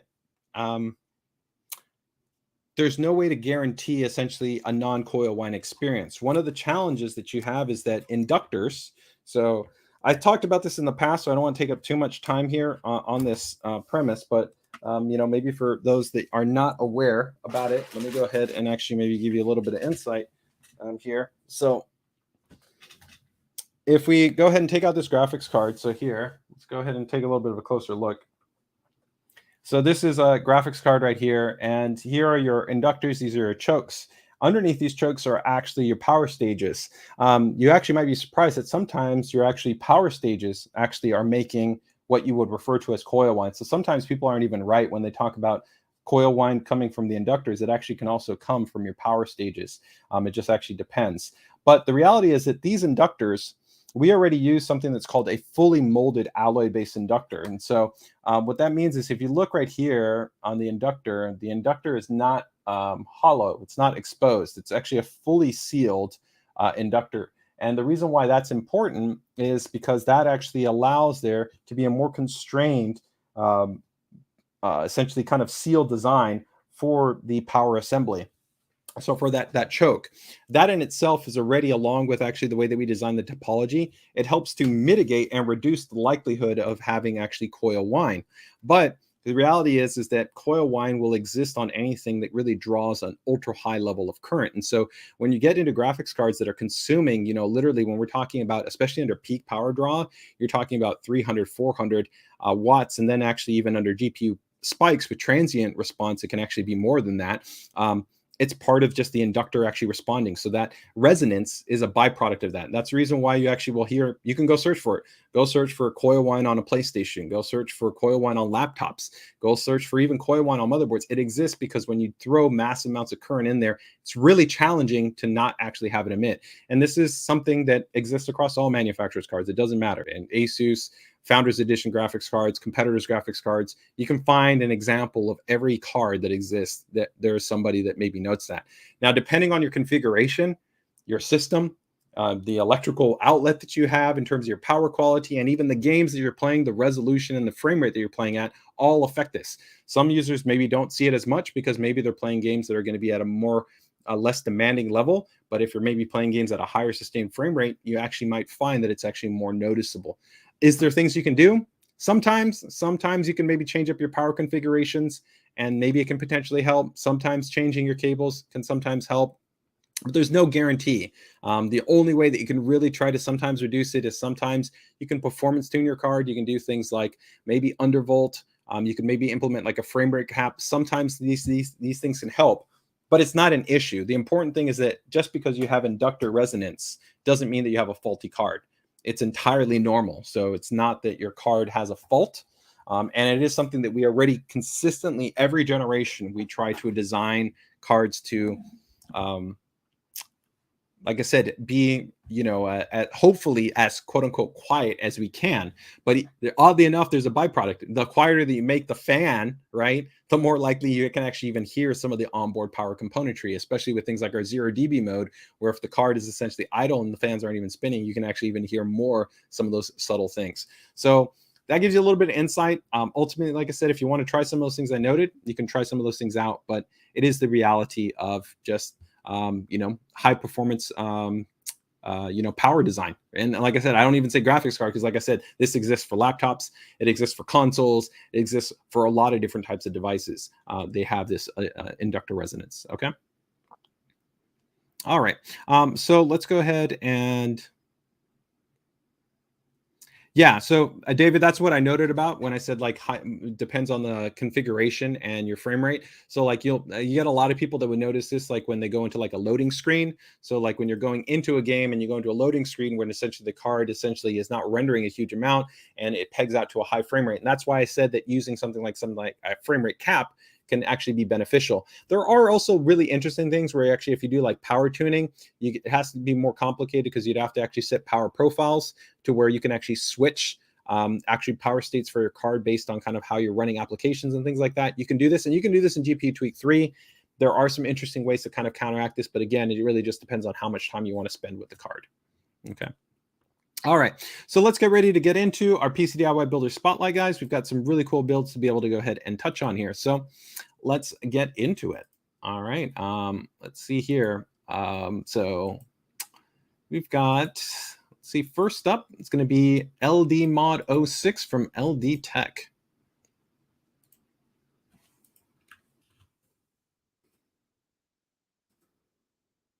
All right, let me go ahead and open this up here. Oh, I remember this build. This is a beautiful looking build. All right, so let's go ahead and take a look right here. So right off the bat, I'm absolutely loving the color scheme. So I'm always a big fan of the black with kind of that synth wave kind of color scheme. So that pink and purple, it's become, of course, really popular over the last couple of years. I really love, of course, these ultra slim silver PSU cables. These are absolutely fantastic looking. I love the way these look. Really nice touch right here with this right angle USB-C internal cable too. That's really slick. Looks like a nice little flow monitor right there.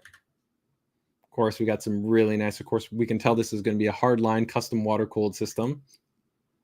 And then already right here, bam, we've got this beautiful integrated distro right here in the back. So this is a really cool design because it's leveraging kind of a space that isn't necessarily always utilized. So that's really cool. It allows you to have a little bit of a different kind of layout perspective because a lot of times your layout is either going to run vertically up or it's going to run to the right, going up to a distro, which would usually be in the front or the front right part of the chassis. But I like this is kind of just giving you something a little bit different in terms of the overall layout choice where we're actually moving to the back, so the left-hand side of the board. So that gives us a really cool kind of interesting design aesthetic. Plus, it also helps to fill that space, which might normally be kind of just flat. There wouldn't be anything there, and we actually have a nice little bit of an additional color because we have, of course, the liquid, and we have the RGB lighting, which is also present within that distro. So that's a really, really cool design choice. And actually, I love this block. That has this kind of really, there's no RGB right here, right? You just have, well, you have RGB lighting on the underside, but on the top, you actually have a shiny surface, which adds actually some reflective to it, some reflectivity to it, which I think looks really cool along with the back plate that you have for the card and some of the other reflective surfaces. So I think this is a really nice balance for it.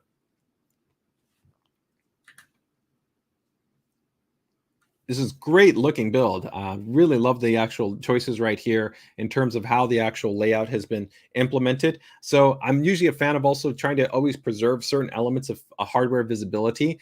So it's a little bit of shame to be able to cover up that board right there, but because you have some nice actually depth right here, I think that actually adds a really cool aesthetic. And I think some of the best builds are always builds that have kind of a more comprehensive look and feel. So when you look at them kind of as a whole, their identity really gets solidified by the overall layout choices. And I think that's what we definitely can see here, right? Is that the focus of having kind of this multi-layered distro implementation really gives a cool aesthetic that, of course, that's what takes precedence first. But there's still a really nice level of exposure here that we didn't cover the dims, and we have some nice clean visibility on the entirety of that gradient that we have on the memory, which looks really, really nice.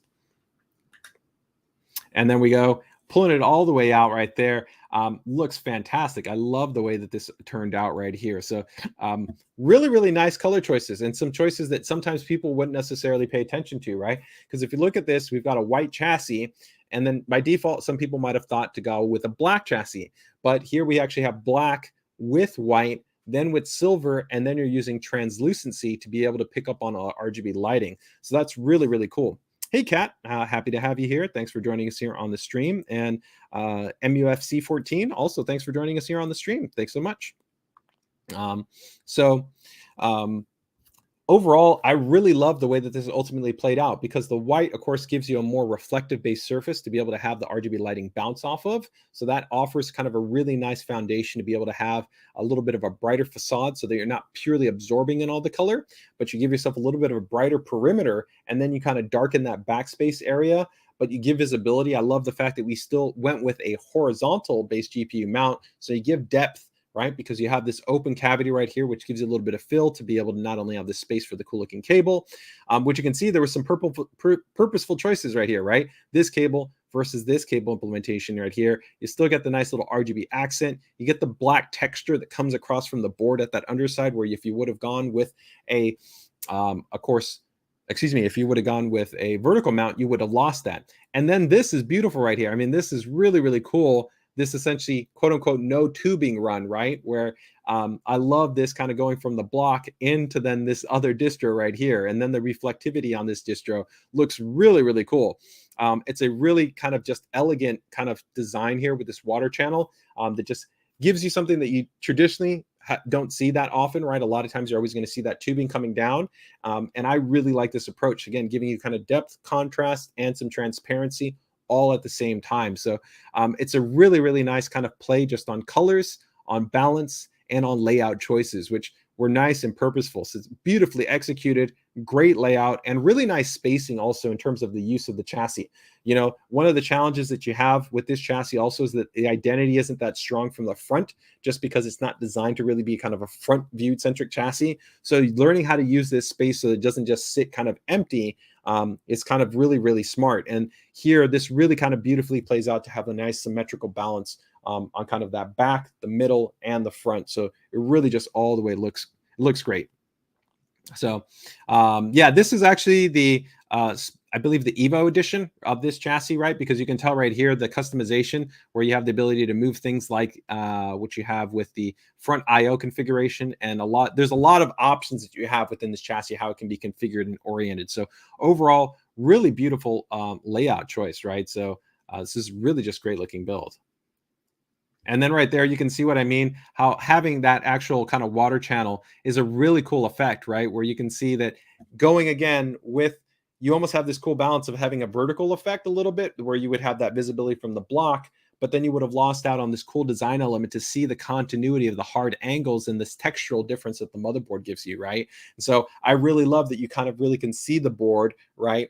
You get that sense of that graphics card in there and still showing it off, right? Because you see this nice illumination from the block, but then you got the water channel and that ties it in down here. So really, really nicely done. Yeah, so Sneff says I'm correct there, where it's the Evo edition. Yeah, this is probably, I think, one of the most impressive chassis that's on the market in terms of its design flexibility. Hey, BK Conscience. Yes, I actually have talked previously about the GT502. It will be coming out soon, maybe in a Q3 release. I don't have more information at this time, but rest assured, when we're getting ready to launch it, we will have a full breakdown on that. But our next most immediate chassis will be the AP201. So that's going to be our white and black micro ATX based chassis. And then follow that up will be with the GT502. So the GT502 will be coming in the not too distant future. Okay. Love also down here what we did in terms of just this really cool little additional accent line with the ROG logo, kind of that nice kind of chrome reflective based material. And then this speed little hybrid. That just is such a cool aesthetic right there. It just looks so nice. And beautiful photos. So fantastic looking build. So let me go ahead and bring up the submission form right here. Let's see what we got in terms of our details.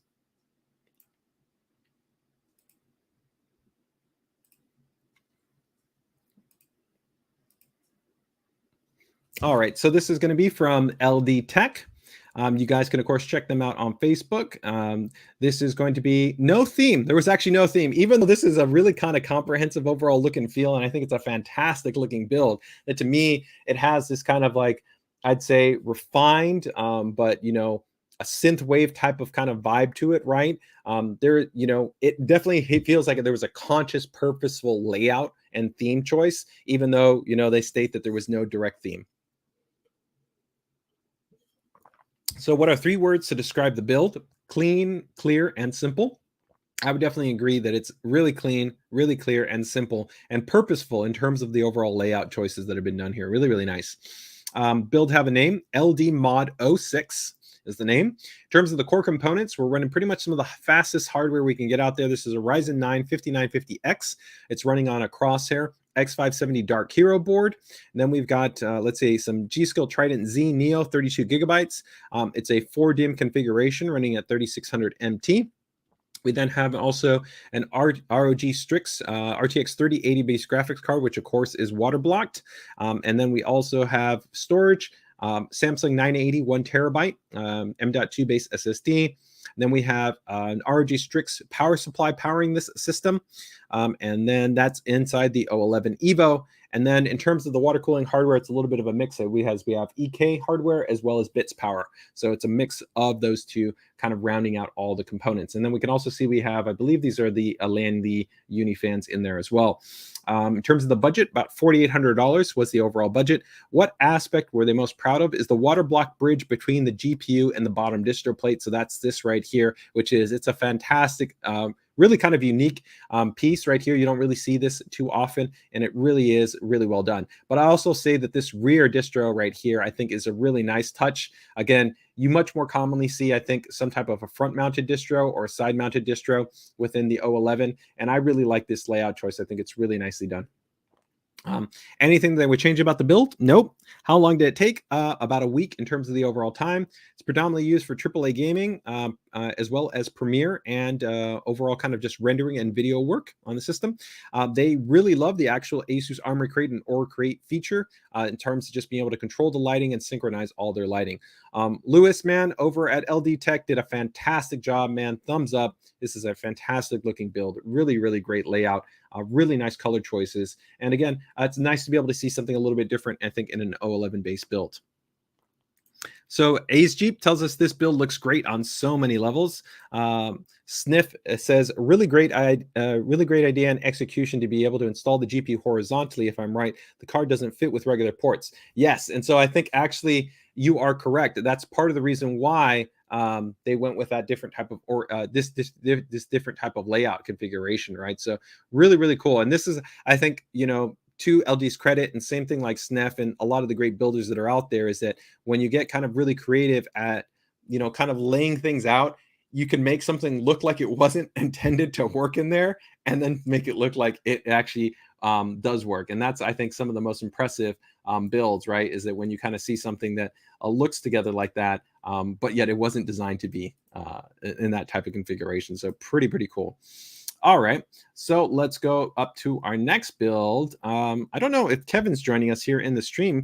We actually have two submissions, so we're only going to do one submission. So I don't know which one I want to do from Kevin, whether we're doing his XG server or his Asus Essentio sleeper. They're both such really cool and two entirely different configurations. Take care, David. Man, have a good weekend. So let's go ahead and I think let's go with the Essentio sleeper. Actually, no, let's go with his XG server. I think that's going to be a cool one. So this one is a pretty interesting system, guys.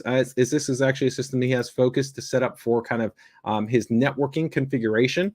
Excuse me, for his like network setup in his home.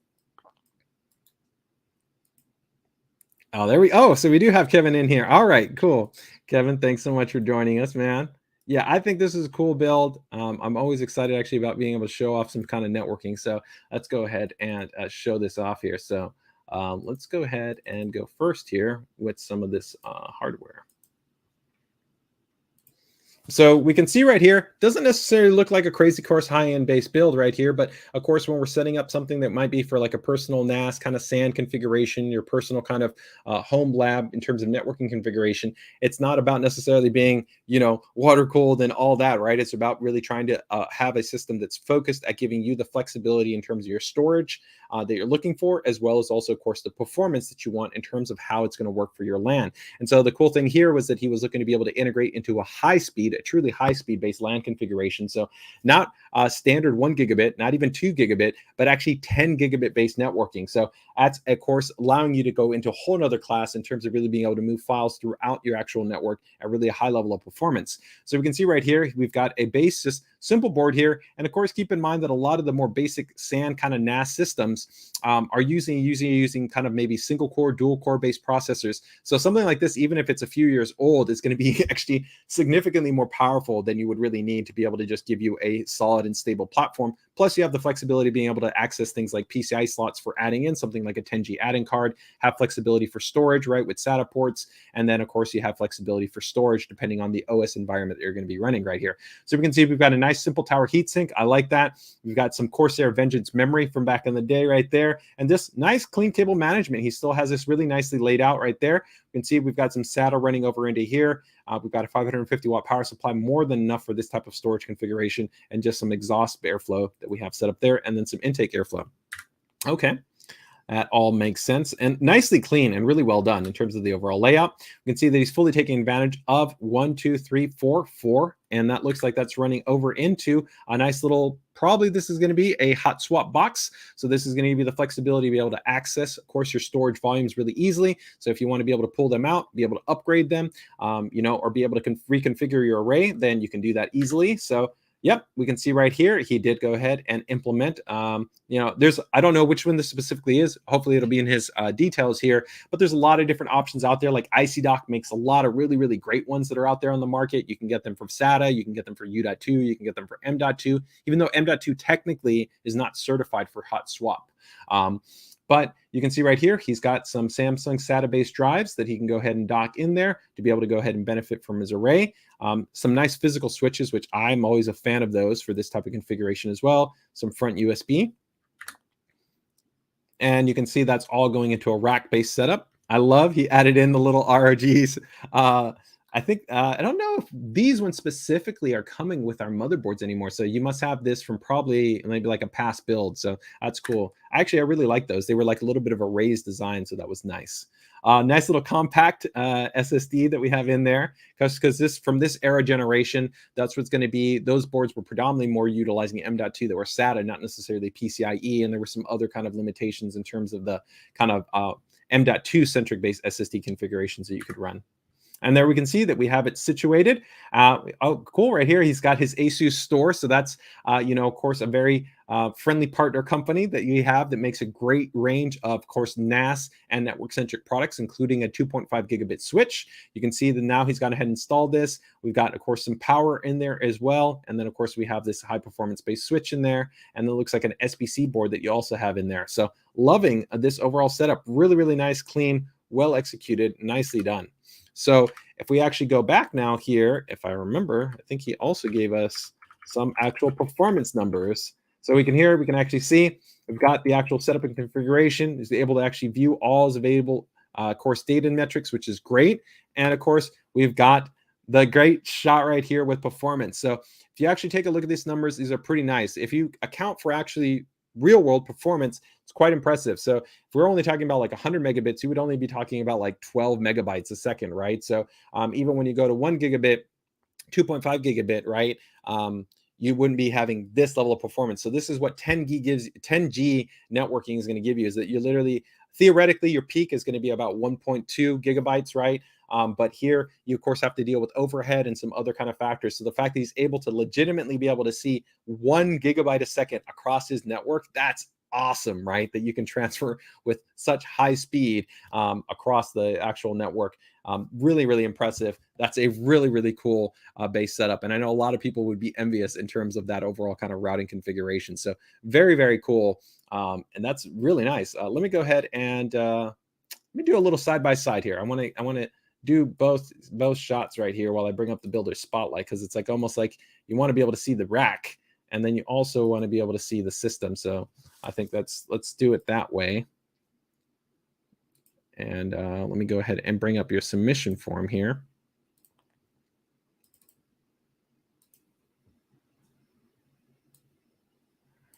All right, so let's go ahead and see here. All right, so this is from Kevin. If you guys don't know, Kevin also has a fantastic, really cool kind of full multi-monitor setup that he has there. He's got his, of course, RG Rapture router. His high-end desktop gaming system also centered around an Apex series motherboard that's also now water-cooled. He's got a whole nother system on there, and then he's also got a really cool sleeper system that we'll show off in next week's stream. So this is kind of rounding out his kind of trifecta of different ASUS systems that he has for different purposes right here. So see right here, does the build have a theme? It's a networking build. His focus was on very fast storage, and that's 3 words to describe the build. So very fast storage. I would definitely agree with that. The name of the system is the XG server. In terms of the core hardware, he is running an Ubuntu server. So he's utilizing Linux as, of course, his host operating system, which makes sense for this type of configuration. He's then got a Core i7 4770K. That's a great, very high performance based part. For this type of storage configuration, it's great. And also not necessarily, I would say, underutilized. Definitely when you get into a higher class of networking, to be able to make sure that you don't have kind of any inconsistencies in terms of frame packeting performance. You do want something that has at least a competent level of overall processing capability. So he's definitely affording himself throughput, because a lot of people don't realize that IO intensity across your networking bus, along with also IO buses, so things like USB, are actually very much dependent on your processor. So you'd be surprised, like if you were to fully saturate your M.2 SSD or fully saturate your USB 3 ports, you would actually see a pretty high peak on terms of your actual CPU processor. So actually having a higher processor can actually be important in terms of maintaining healthy networking performance. This is all running on a ASUS H970 base board. That's a H970 M-E CSM. So that's a great, just kind of standard. It's, one of our corporate stable models. So it's designed just as perfect kind of environment for this, of being just kind of stable and reliable platform, right? You don't need overclocking. You don't need lots of specialized features. You just want a stable, mature board that's going to be able to work well. He's got let's see, 8 gigabytes worth of memory in there, 550 watt power supply. Our ASUS right there, that is an ASUS 10 gigabit network adapter. So that's our XGC100C. Then he also has our ASUS XG 2008 right there. That's our actual high performance 10G switch right there, which gives you some flexibility. It's 2G, a 2-port 10G switch, right? And then that's all running inside of the chassis, which he is running right here, is going to be a rose wheel chassis. It's the 4U rack mount chassis case. And then I was right as far as the hot swap. That's actually from ICDoc too, so that's cool. That's the ICDoc 4-bay 2.5-inch SAS and SATA hot swap cage. And then he's got the Triplight 12U server rack. And then in terms of the primary boot SSD, that's 128 gigabyte a SATA M.2 base SSD, which is this little guy right there. And then the storage SSD is right there. Yeah, 2 terabyte Samsung 850 Pros. So what was the budget for the build? $350, not including the 2 terabyte SSD. What aspect he was most proud of is the 10 gigabit speeds that was able to be achieved. Is there anything that he would change about the build? Is I would get a NAS rated SSD such as the Seagate Iron Wolf. And so the main benefit there is you have drives that generally are also going to be a little bit more power efficient, and they also tend to have actually a different writing structure. Their optimized firmware is a little bit different in terms of how they would work in terms of the performance characteristics. They also generally will have a little bit of a different endurance cycle than you would have for a traditional base SSD. How long did the build take? About 2 hours worth of time. What's the system for? No gaming, unless I decide to play Dwarf Fortress from the terminal. And his favorite overall ASUS feature or function has just been the maturity and the stability of the ASUS UEFI BIOS. Just helped him to make sure that he got a stable and reliable system. And actually, he was able to go ahead and even get a little bit of an overclock on this with that nice little tower heatsink that he has there from Arctic Cooling as well. So 4.1 gigahertz. So even overclocked that K-series CPU a little bit, man. Overall, Kevin, man, it's a very cool, nice build. And nice to be able to see also something here a little bit different than our standard kind of gaming-centric based builds. So Kevin's right there is giving us something different than gaming most of the time. I would 100% agree, right?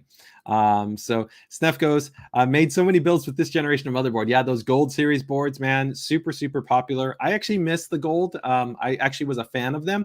I know some people found it divisive, but I think especially for that era, finally, when we got to the very end where we had the black with the gold, I thought it was a really nice design. And I also actually really liked this cool little design accent that we did where we had the concentric circle, which I thought was kind of an interesting design.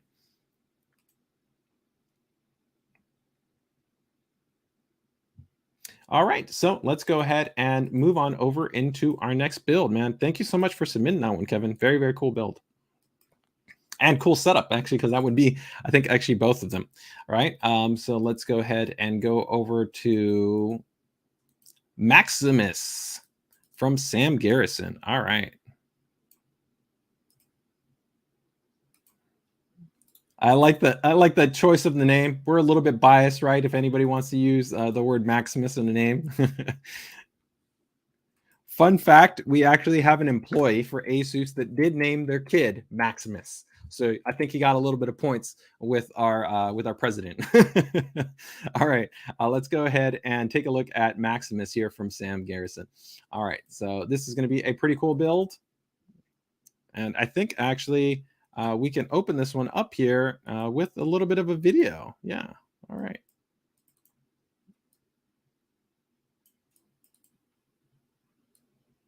Actually, we'll show the video afterwards. Yeah, let me go ahead and show the video afterwards. Let's go first with the images of his system. And I will bring up also his submission form right here.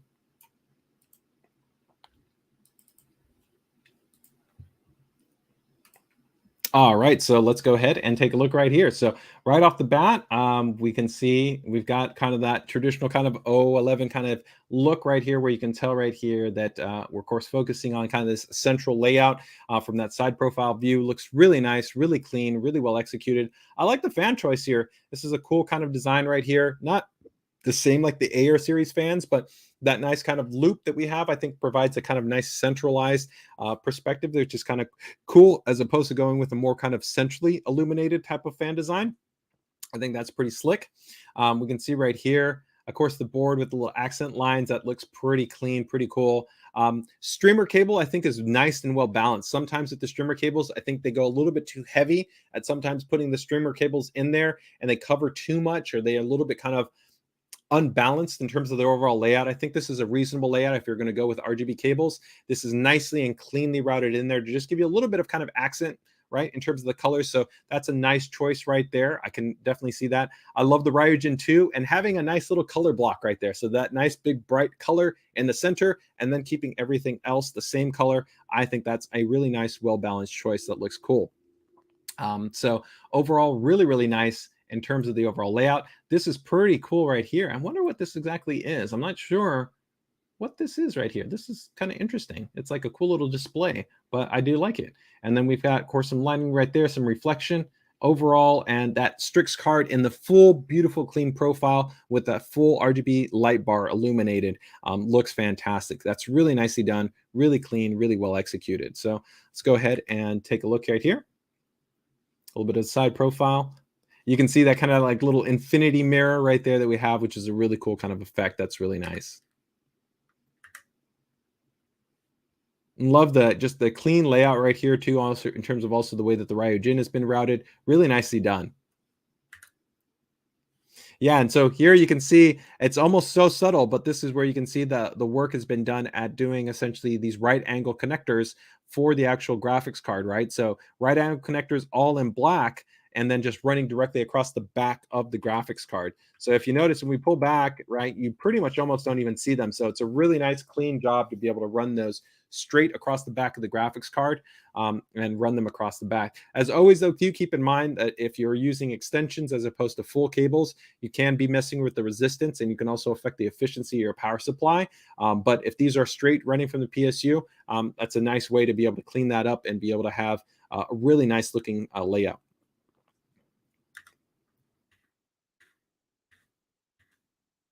And again, really nice job with these bends right here with the streamers. Really well implemented, right? And nicely balanced.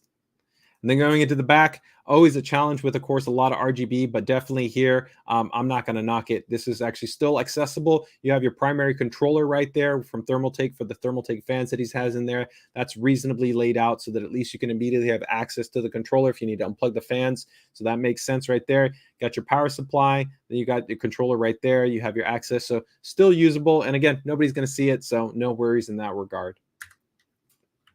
Overall, nicely done. It's clean. It's well executed. I like the lighting scheme. I like the choices right here. I think we have a little bit of an animation that he overhead sent us for the Ryujin. So let's go ahead and take a look at that.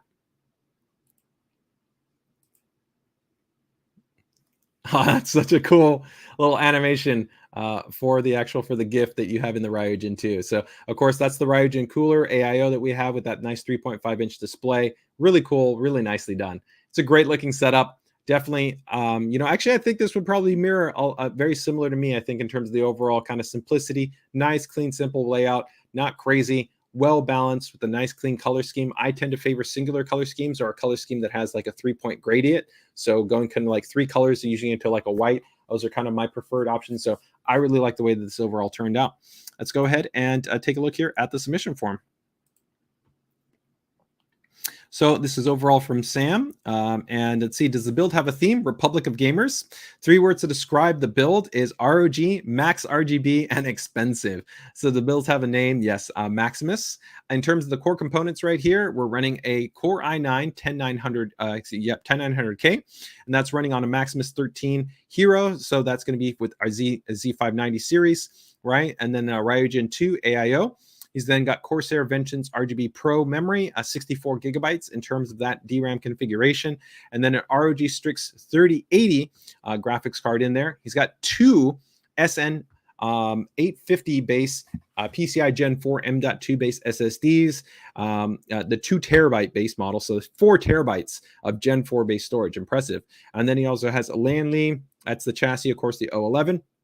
And then the Streamer Plus cables, and then also that little cool kind of infinity display right there, that is from Gorilla RGB.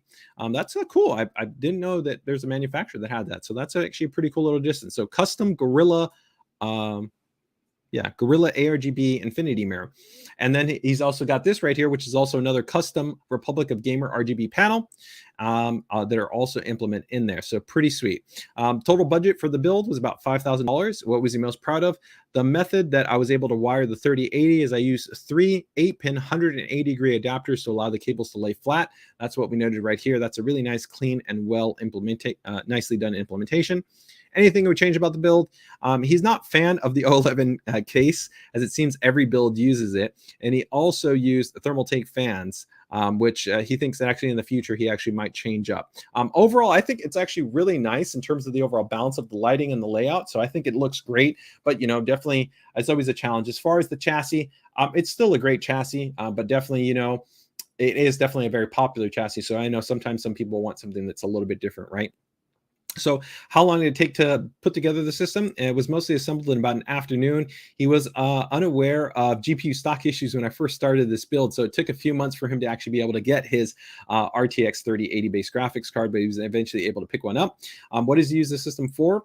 He predominantly uses it for work during the day and then gaming on nights and weekends when he can. He likes to play some Elden Ring, but he also uses it actually for VR. His favorite features, he really loves the Ryujin 2, and he says Team ROG for life. Yeah, man, definitely, man. Awesome build, really nicely done. I think it's clean, it's well executed. I love the layout, and I love that nice just black and kind of blue color scheme. It looks fantastic, man. So thumbs up.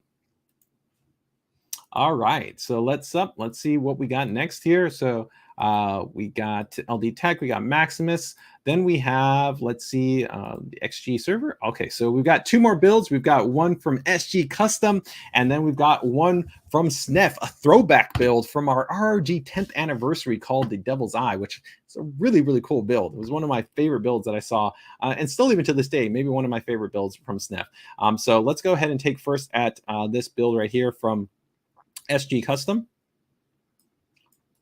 Fantastic, of course, set of builders over there. So let's go ahead.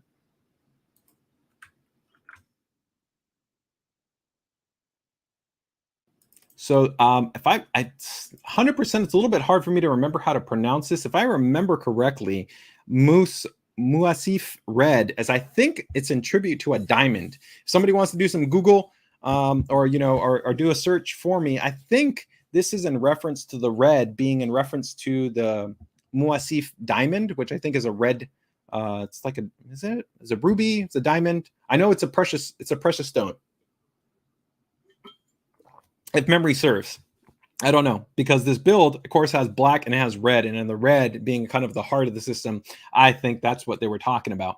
So absolutely stunning, just nice high performance workstation. So This is water cooled, but this is a water cooled system that is built to perform and seriously rip some threads. So this is actually based off of our Sage series motherboard. This is the WRX80 Sage board. So this is not a standard even Threadripper. This is a Threadripper Pro based system. And so Threadripper Pro, of course, is going to be the highest in AMD Ryzen based processor configurations, designed for ultra high performance and for essentially super demanding workflows of, high end kind of computational based processing, science and simulation workflows, advanced video production and 3D animation and rendering. Any of these type of very advanced kind of workloads that can really leverage ultra high core counts, ultra high memory density configurations. So we're talking about, 128 gigabyte, 256 gigabyte memory configurations. And then also need lots of robust storage configuration, because you have up to 128 PCI lanes available to you compared to standard based systems right here. So let's go ahead and take a look at some of the initial comments right here. It says the Tech Doctor UK says the red color really complements, the red really complements the color. I definitely agree. Sneff already gives it a throw out. He said he loves it. I love the way that this turned out. GB for Fun says, any word on next gen? We can't talk about anything that's under embargo, but rest assured, as soon as we can talk about next generation platforms, we will be talking about them here on the PCDIY stream. Have a dedicated live stream. We'll have posts in the PCDIY group. So make sure to keep it tuned for anything regarding next generation platform based motherboards, regardless of whether we're talking about Intel or AMD. So when we take a look here at the system, we can see a full high performance distro that's been integrated in right here. We can see, of course, the Sage based board with that huge massive block in there. Some nice, clean, simple runs. I love just that clean, simple, maybe distilled water or basic kind of coolant that we have in there. We then have a water-cooled base graphics card. Then some of you might not be aware the WRX80 Sage board comes included with our ASUS Hyper M.2 Quad M.2 card. So this PCI Gen 4 card supports 4 M.2 SSDs on top of the 3 M.2 SSDs that the motherboard supports. So they've installed that on there to be able to give them access to that. So I don't know if they installed M.2s on the motherboard as well as on there, but you could support essentially up to 7 M.2 SSDs. And then this board also had dual U.2 on there. And you can also see that they fully populated all the actual DRAM on there. So they're taking advantage of the quad channel memory design. And you can see massive cooling performance right here, because of course, with these processor configurations, you are running, extremely high power envelopes for the CPU. You're talking 250, 300 plus watts in terms of the overall power. So there's a lot to cool in terms of the CPU. So high performance RAD right there, and another high performance RAD, but really nicely balanced in terms of the overall layout.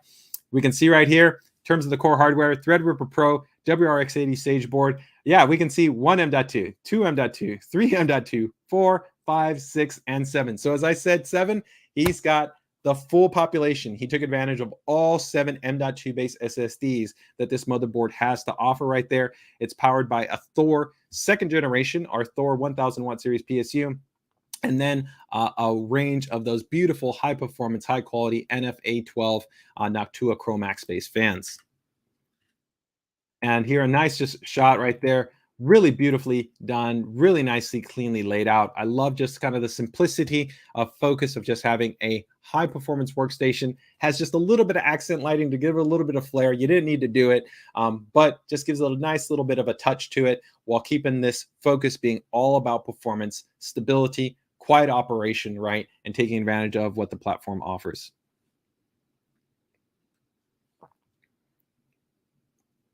So let's go ahead and just see some other commentary right here. H2O Computer says, I like this one. Sneff goes, I really like the fact that he went the classic rads. They give a really great aesthetic. And I would agree. So these, as we know, some of our the manufacturers, they do update their radiators. And some of the new radiators have a little bit more of kind of a bright, I'd say, quote unquote, some people will call modern design. But these really do complement the look and feel of the WRX Sage board, where I think that they give you a little bit, not industrial, but a refined kind of simple aesthetic, which just goes really nicely with the black of the board and just really kind of gives it a kind of subdued element to it, but a nice, just little soft set of texture. Even this kind of inlet, right, just gives it a nice little kind of secondary texture right there. Danielle goes, any news or info about the ROG Swift 500 Hertz?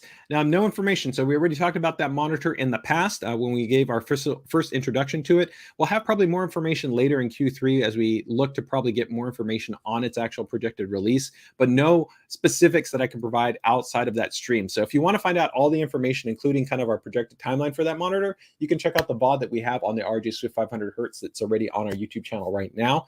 But as of right now, we do not have a confirmed release date for the ROG Swift 500. Okay.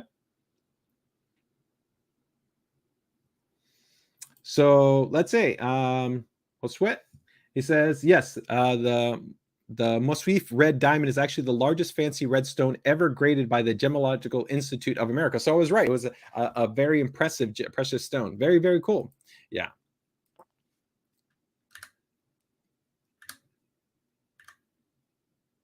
And here you guys can see all that DRAM in there, right? So I don't know. We're going to see what the DRAM configuration is in the notes, right?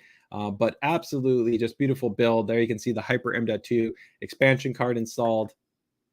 And it's just built for high performance. You know, doesn't have to be crazy, right, in terms of overall the runs and the layout and everything like that. Let me go ahead and just bring up the notes right here. I pulled this one straight from their site. I don't have the full PCDIY builder submission form here, but I at least have the core information. So let me go ahead and just bring the notes up here that I have for it.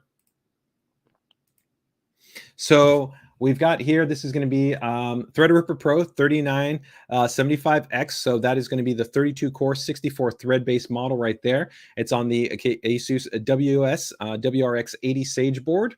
Then from there, we've got 512 gigabytes of memory, guys. 512 gigabytes. So that's eight DIMMs, 64 gigabytes of DIMM, and this is ECC memory.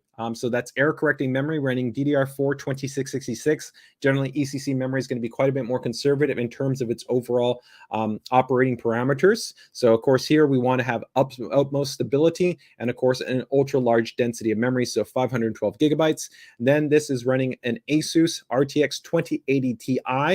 They make a note that they will be updating this to the next generation RTX 4000 series GPUs when they are released. In terms of the SSD configuration, 16 terabytes is actually what is running on this. So it's 8 2 terabyte Samsung 980 Pro SSDs in there, and then a Thor 1000 watt second generation power supply right there. And then that's all inside of the O11 Dynamic ROG Certified Edition chassis.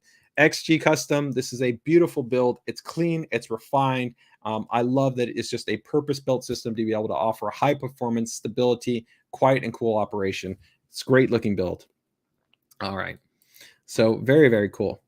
Let's go ahead and wrap things up here with a build from the one, the only, our friend from the great up north there in Canada, Snef, as we got here with, I believe, Devil's Eye. So let's go ahead and get ready to take a look at this guy. So a little background on this build. We actually reached out to Snef, as I remember, we reached out to him for this build, I believe, for our ROG 10th anniversary. And so ROG is pretty much coming up here on its 15th anniversary. And so this was to celebrate 10 years of ROG. And I believe this was also for CES. So this was actually to show off in our actually booth at CES. So let's go ahead and take a look here at this system. And for this time, there's some really cool design elements that were implemented in here. So as memory serves, kind of the goal of what we were trying to achieve with this was, one, to be able to kind of really show off ROG, have a little bit of the identity, which at that time, still the real big goal here was to be able to have a system where the focus was to have the red and black aesthetic, which was still kind of really at the core of ROG. That's still kind of the core colors of ROG, but we've shifted to allow ROG to really be monochrome so that we can allow you to define the color scheme as you want with, of course, RGB lighting. But at that time, we were still kind of wanting to really reinforce the red and black aesthetic. And we wanted to be able to kind of reinforce the ROG vibe, have strong visibility to the formula motherboard that was installed in there. So that was also a key focus, is asking him, hey, can you help to create a strong silhouette to give the board kind of a large amount of visibility? Because we didn't want the board to be covered up. We wanted to have a sense of openness, be able to show it off. And so SNEF definitely did that. So we can go ahead and take a look at this beautiful build right here called the Devil's Eye. So I absolutely, it was the first formula with the EK water block on the VRM. Yeah. So yeah, this was one of the first ones to feature, yes, the cross chill based design on the formula series. From this generation, I believe he's correct, because this was, I think, 6700K. So this should actually be the first one that we implemented with the EK cross chill based design. Not the first cross chill design, because we actually already had designed our own, but this was the first EK cross chill based design. So the co-collaboration between kind of ASUS and EK to implement the design. So right here, you can definitely see that he achieved a fantastic, really looking aesthetic where you can still really kind of centrally see the board.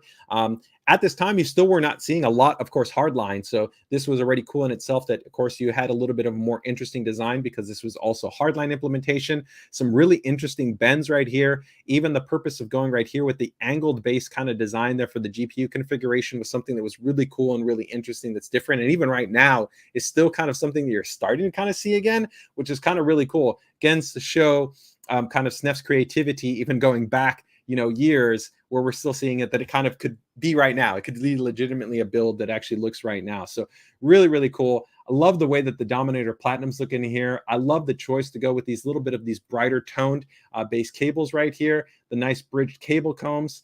I think these look to me like SNEF, if I remember it, these are the Bit Phoenix fans. Actually, I really like these fans. I liked the way that they looked. They're kind of like red pattern with the red LED, the way they kind of smoked in the lighting effect, as opposed to having it be like a strong red. Because a lot of times what you get is that what you don't realize here is that sometimes with some red is that you're seeing the light more than you're seeing the material. But here it kind of gave the material a vibe of actually being red, along with the red LED lighting. But overall, really, really cool design. Here you can also, of course, see the Strix based graphics card. So this was actually still when we had the OWL logo. This was before it was ROG Strix. So we had Strix based GPU, then ROG based motherboard. So let's go ahead and first taking a look here. Yeah, Snef says, yes, Bit Phoenix, same for me. I love those fans. Yeah, I would agree. Yep. So let's go ahead and kind of do this little beautiful tour right here.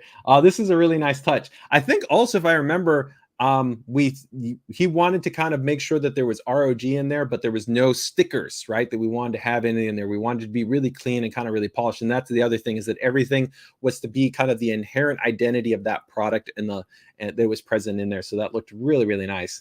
I love this shot. This shot looks really, really nice. Just with, again, these fans, I think really do the great job of giving you a little bit of atmosphere. Then almost if you would have had now current RGB fans with just that kind of that more illuminated vibe, it wouldn't have the same look. It would still look pretty cool, but this has almost like kind of this void of kind of just a little bit kind of more black and brightness at the same time. Just a little bit of a cool kind of balance that I think is really, really interesting and really distinct. I love this bend right here. This is really interesting. I don't know, Snef, how long it took you to do these, but this is a really kind of interesting bend where it's kind of going into a multiple points, right? So you have a little bit of that curve coming down and then go curving again, and then to do it in parallel, it's impressive. And then you can see right here, I love the way that he incorporated the implementation for the formula, where again, you didn't obstruct the board. It just goes right here from the top, and then from right here it goes down. So just creates a nice framing kind of silhouette where you can really see all the nice kind of armor that we have on the motherboard. Gives it a really kind of cool, nice layout. And then here we pull all the way back to the chassis. And then I think this was when Parvum was just coming out with this chassis. And so it was cool to be able to take that Parvum chassis, which was also new at the time, new kind of layout choice with SNEF, and then also kind of the new motherboard, and kind of put them all together right here. So you had kind of a really nice, great synergy of all these items. So looked really, really cool. And I love the kind of the little edge angle work that's present on here that looks great. Yeah, thanks, GB for fun. Yes, that's something that we've definitely looked at. We know that we have people that really appreciate kind of the linked design nature of the Lanley Unifan. So that is something that we're evaluating for our future RGB fans for the ROG lineup. So that is something that we're kind of considering for. Okay. So overall, I really love the kind of just the silhouette and the layout and the overall design that came out for this. Really, really cool.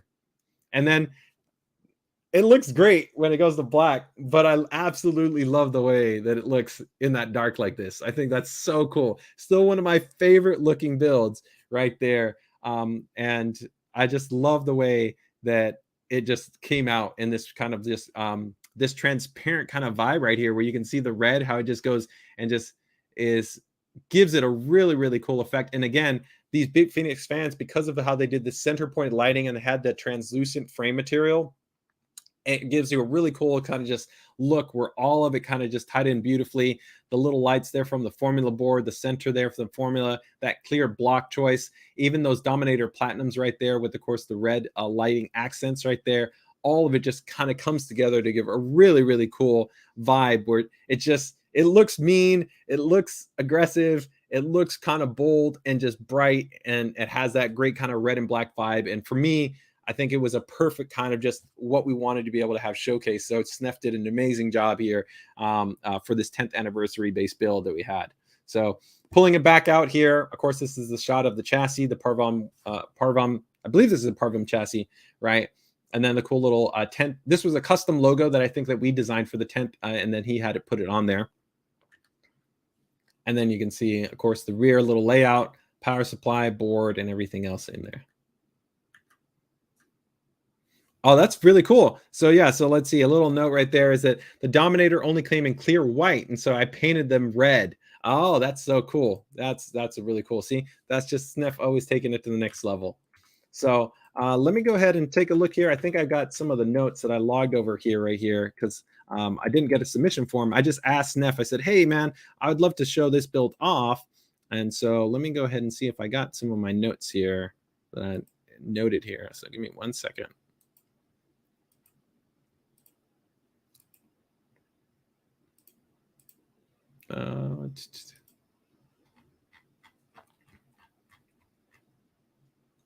Yes, I got my notes right here. Okay, so let me go ahead and bring that up.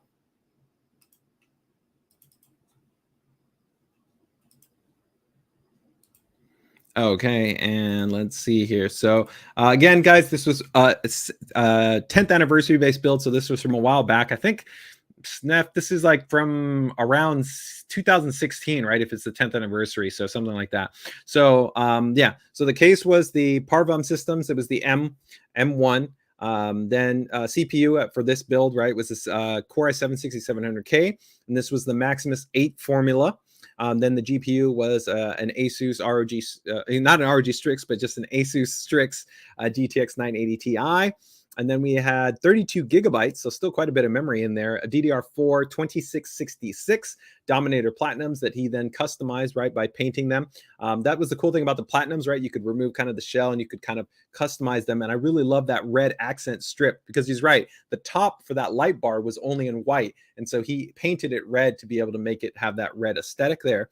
Then that's all powered by a 1200 watt power supply in there. And then there was 2 SSDs that were in there, one from Kingston and one from Toshiba. Let's see else in there. Water cooling was EK Supremacy Evo for the primary CPU block. The GPU block was also from EK in there. Pump and res was from EK. The radiator was also from EK. There was actually 2 radiators. Tubing then was also PTEG tubing from EK. Fittings, EK fittings. Looks like the rest of all the items are pretty much all EK. And then the fans, as I noted, and then Snef noted, was also the Phoenix Spectre Pro LEDs in red. And then accessories, he had, the dark side connect modular LEDs. Yeah, dark side. Those are some cool cables. They even they still have them there. The UV LED strips are really cool too from dark side. So he had 6 of those actually LED cables in there. And then the dimmable RGB LED strip that's in there. I wonder where that one is, where he put that one in there. And then sleeving is from also dark side. And that looks like that rounds out the core hardware overall there. So overall, man, really, really cool build, man. I think it's just a fantastic kind of showcase to be able to show kind of the state of ROG at that time, and a fantastic looking build. And like always, Snef did an amazing job in terms of the overall kind of just look and feel. I think he really nailed it. So, man, as always, man, Snef, you take it to the next level. Always great to be able to show off your builds here in the group. So thanks so much, man. Let's see here. This build still exists in my family. My nephew still game on it. That's cool. Well, it's still a pretty good system. A 6700K, especially overclocked, right, with a 32 gigs of RAM and a 90 Ti. You can still actually game on a lot of games on that. So it's still totally usable. And it's still probably one of the coolest looking systems that you could have. So I'm sure a lot of people would be pretty envious of it. So that's pretty cool. Overall, pretty sweet, man. So looks like we've got GB for Funds noting right there is upgrading my old PC is a 9900K on a Maximus Extreme board, 2080 Ti, ROG Matrix to the newest processor and GPUs. And looking forward to what ROG is going to come out with, man. No worries, man. GB, we got you covered. So just make sure to keep it tuned to the PCDIY hardware live stream and to the PCDIY group, man. And you'll find out about all the latest and greatest that we are going to be coming out with, man. So Sneff, again, man, thanks so much for sharing that and for sending those over to me, man. So everybody, thanks for joining us for the stream. Take care, take it easy, enjoy the rest of your day, and have a great weekend. Stay safe, stay healthy. If you guys are going to be gaming, enjoy your gaming. If you guys are going to be chilling, just enjoy your weekend. Stay safe, stay healthy, and take care. See you guys next week.